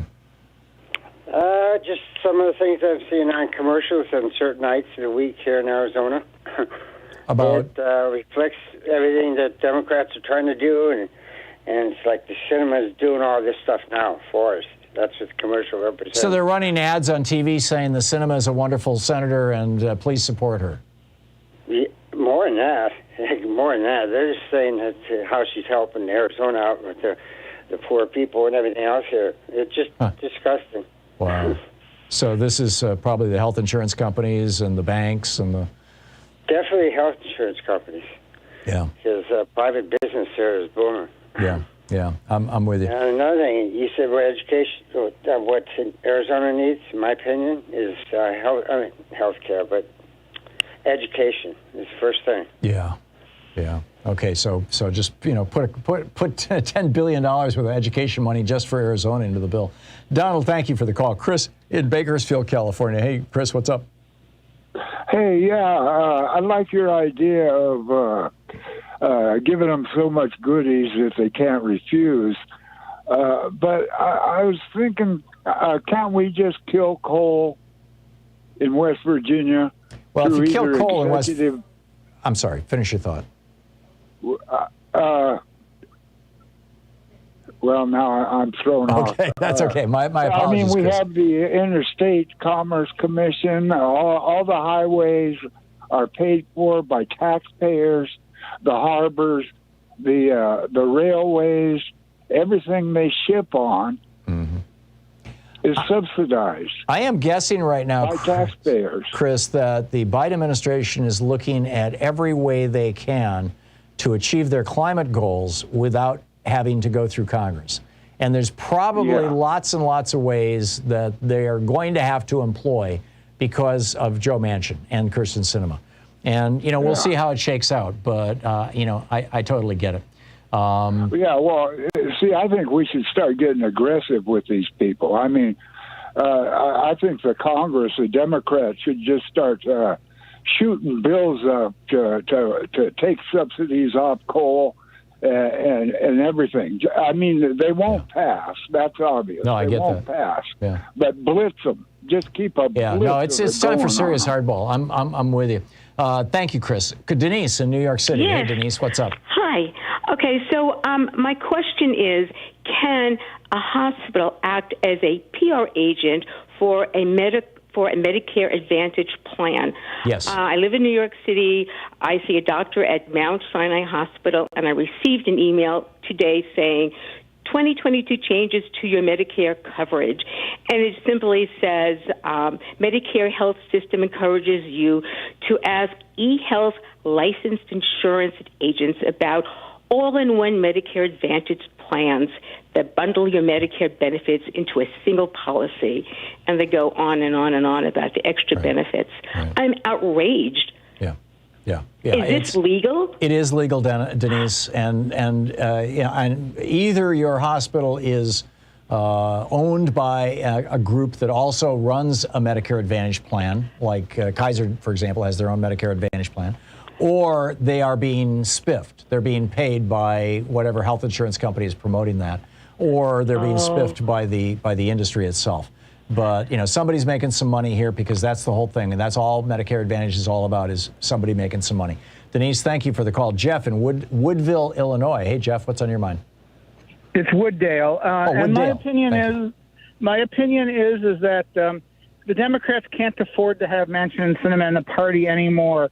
2 more years of problems that they could cause is little compared to the damage they're doing to the Democratic brand. And everything in politics now is marketed. And all we're talking about is how the Democrats, Manchin and Sinema, are holding things up and how the Democrats aren't getting anything done. As long as you have them in the party, they're the face of the party, and they represent what Democrats stand for. And the Republicans are going to use that against us. The only way we can ever move forward is to get rid of them out of the party and sideline them and say they aren't Democrats. They don't represent us. They're ruining our marketing. We're talking about one piece of legislation here. I get it that Sinema and Manchin both vote with the Republicans. And you think the only reason it's one piece of legislation now is because that's what they're focusing on. If we all of a sudden ignore this, what's the next thing they're going to pull their little shit with? This little stuff with. I'm You know sorry, what I mean? we can't talk like that on the air. Henry in Fairview, Oregon. Hey, Henry, what's up? You got 30 seconds. Hey, Tom. I appreciate what you do, but you're wrong about using hardball tactics with Sinema and Manchin. When Biden and Truman negotiate with them, they should say, if you cross over to the GOP, how long would you last as a turncoat and someone that voted to convict Trump? Oh, they would be celebrated. I saw this happen with Jim Jeffords when I lived in Vermont, and he was one of my senators. And he flipped from being a Republican to a Democrat. And the Democratic Party had bumper stickers all over the state. Thanks, Jim. I mean, that was when George Bush lost control of the Senate. They will become heroes. They absolutely would. Be careful what you wish for. Anyhow, thanks for being with us today. We'll be back tomorrow, same time, same place. In the meantime, get out there, get active, tag your it, right? We'll see you tomorrow. Have a great afternoon. Be good to yourself and the people around you. You've been listening to Thom Hartmann. For audio and video archives, visit thomhartmann.com.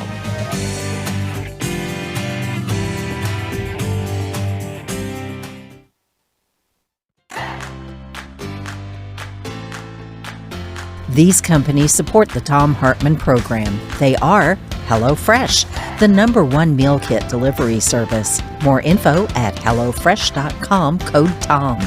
CB Distillery, CBD for sleep and pain relief. More info is available at cbdistillery.com, code TOM. Ground News, a well-rounded perspective for news readers. More info at ground.news/Tom. Angie, for any project on your to-do list. More info at angie.com. Dinovite, a whole food supplement for your pet's immune system. More info at dinovite.com. And ExpressVPN, the VPN that just works. More information at expressvpn.com/Tom.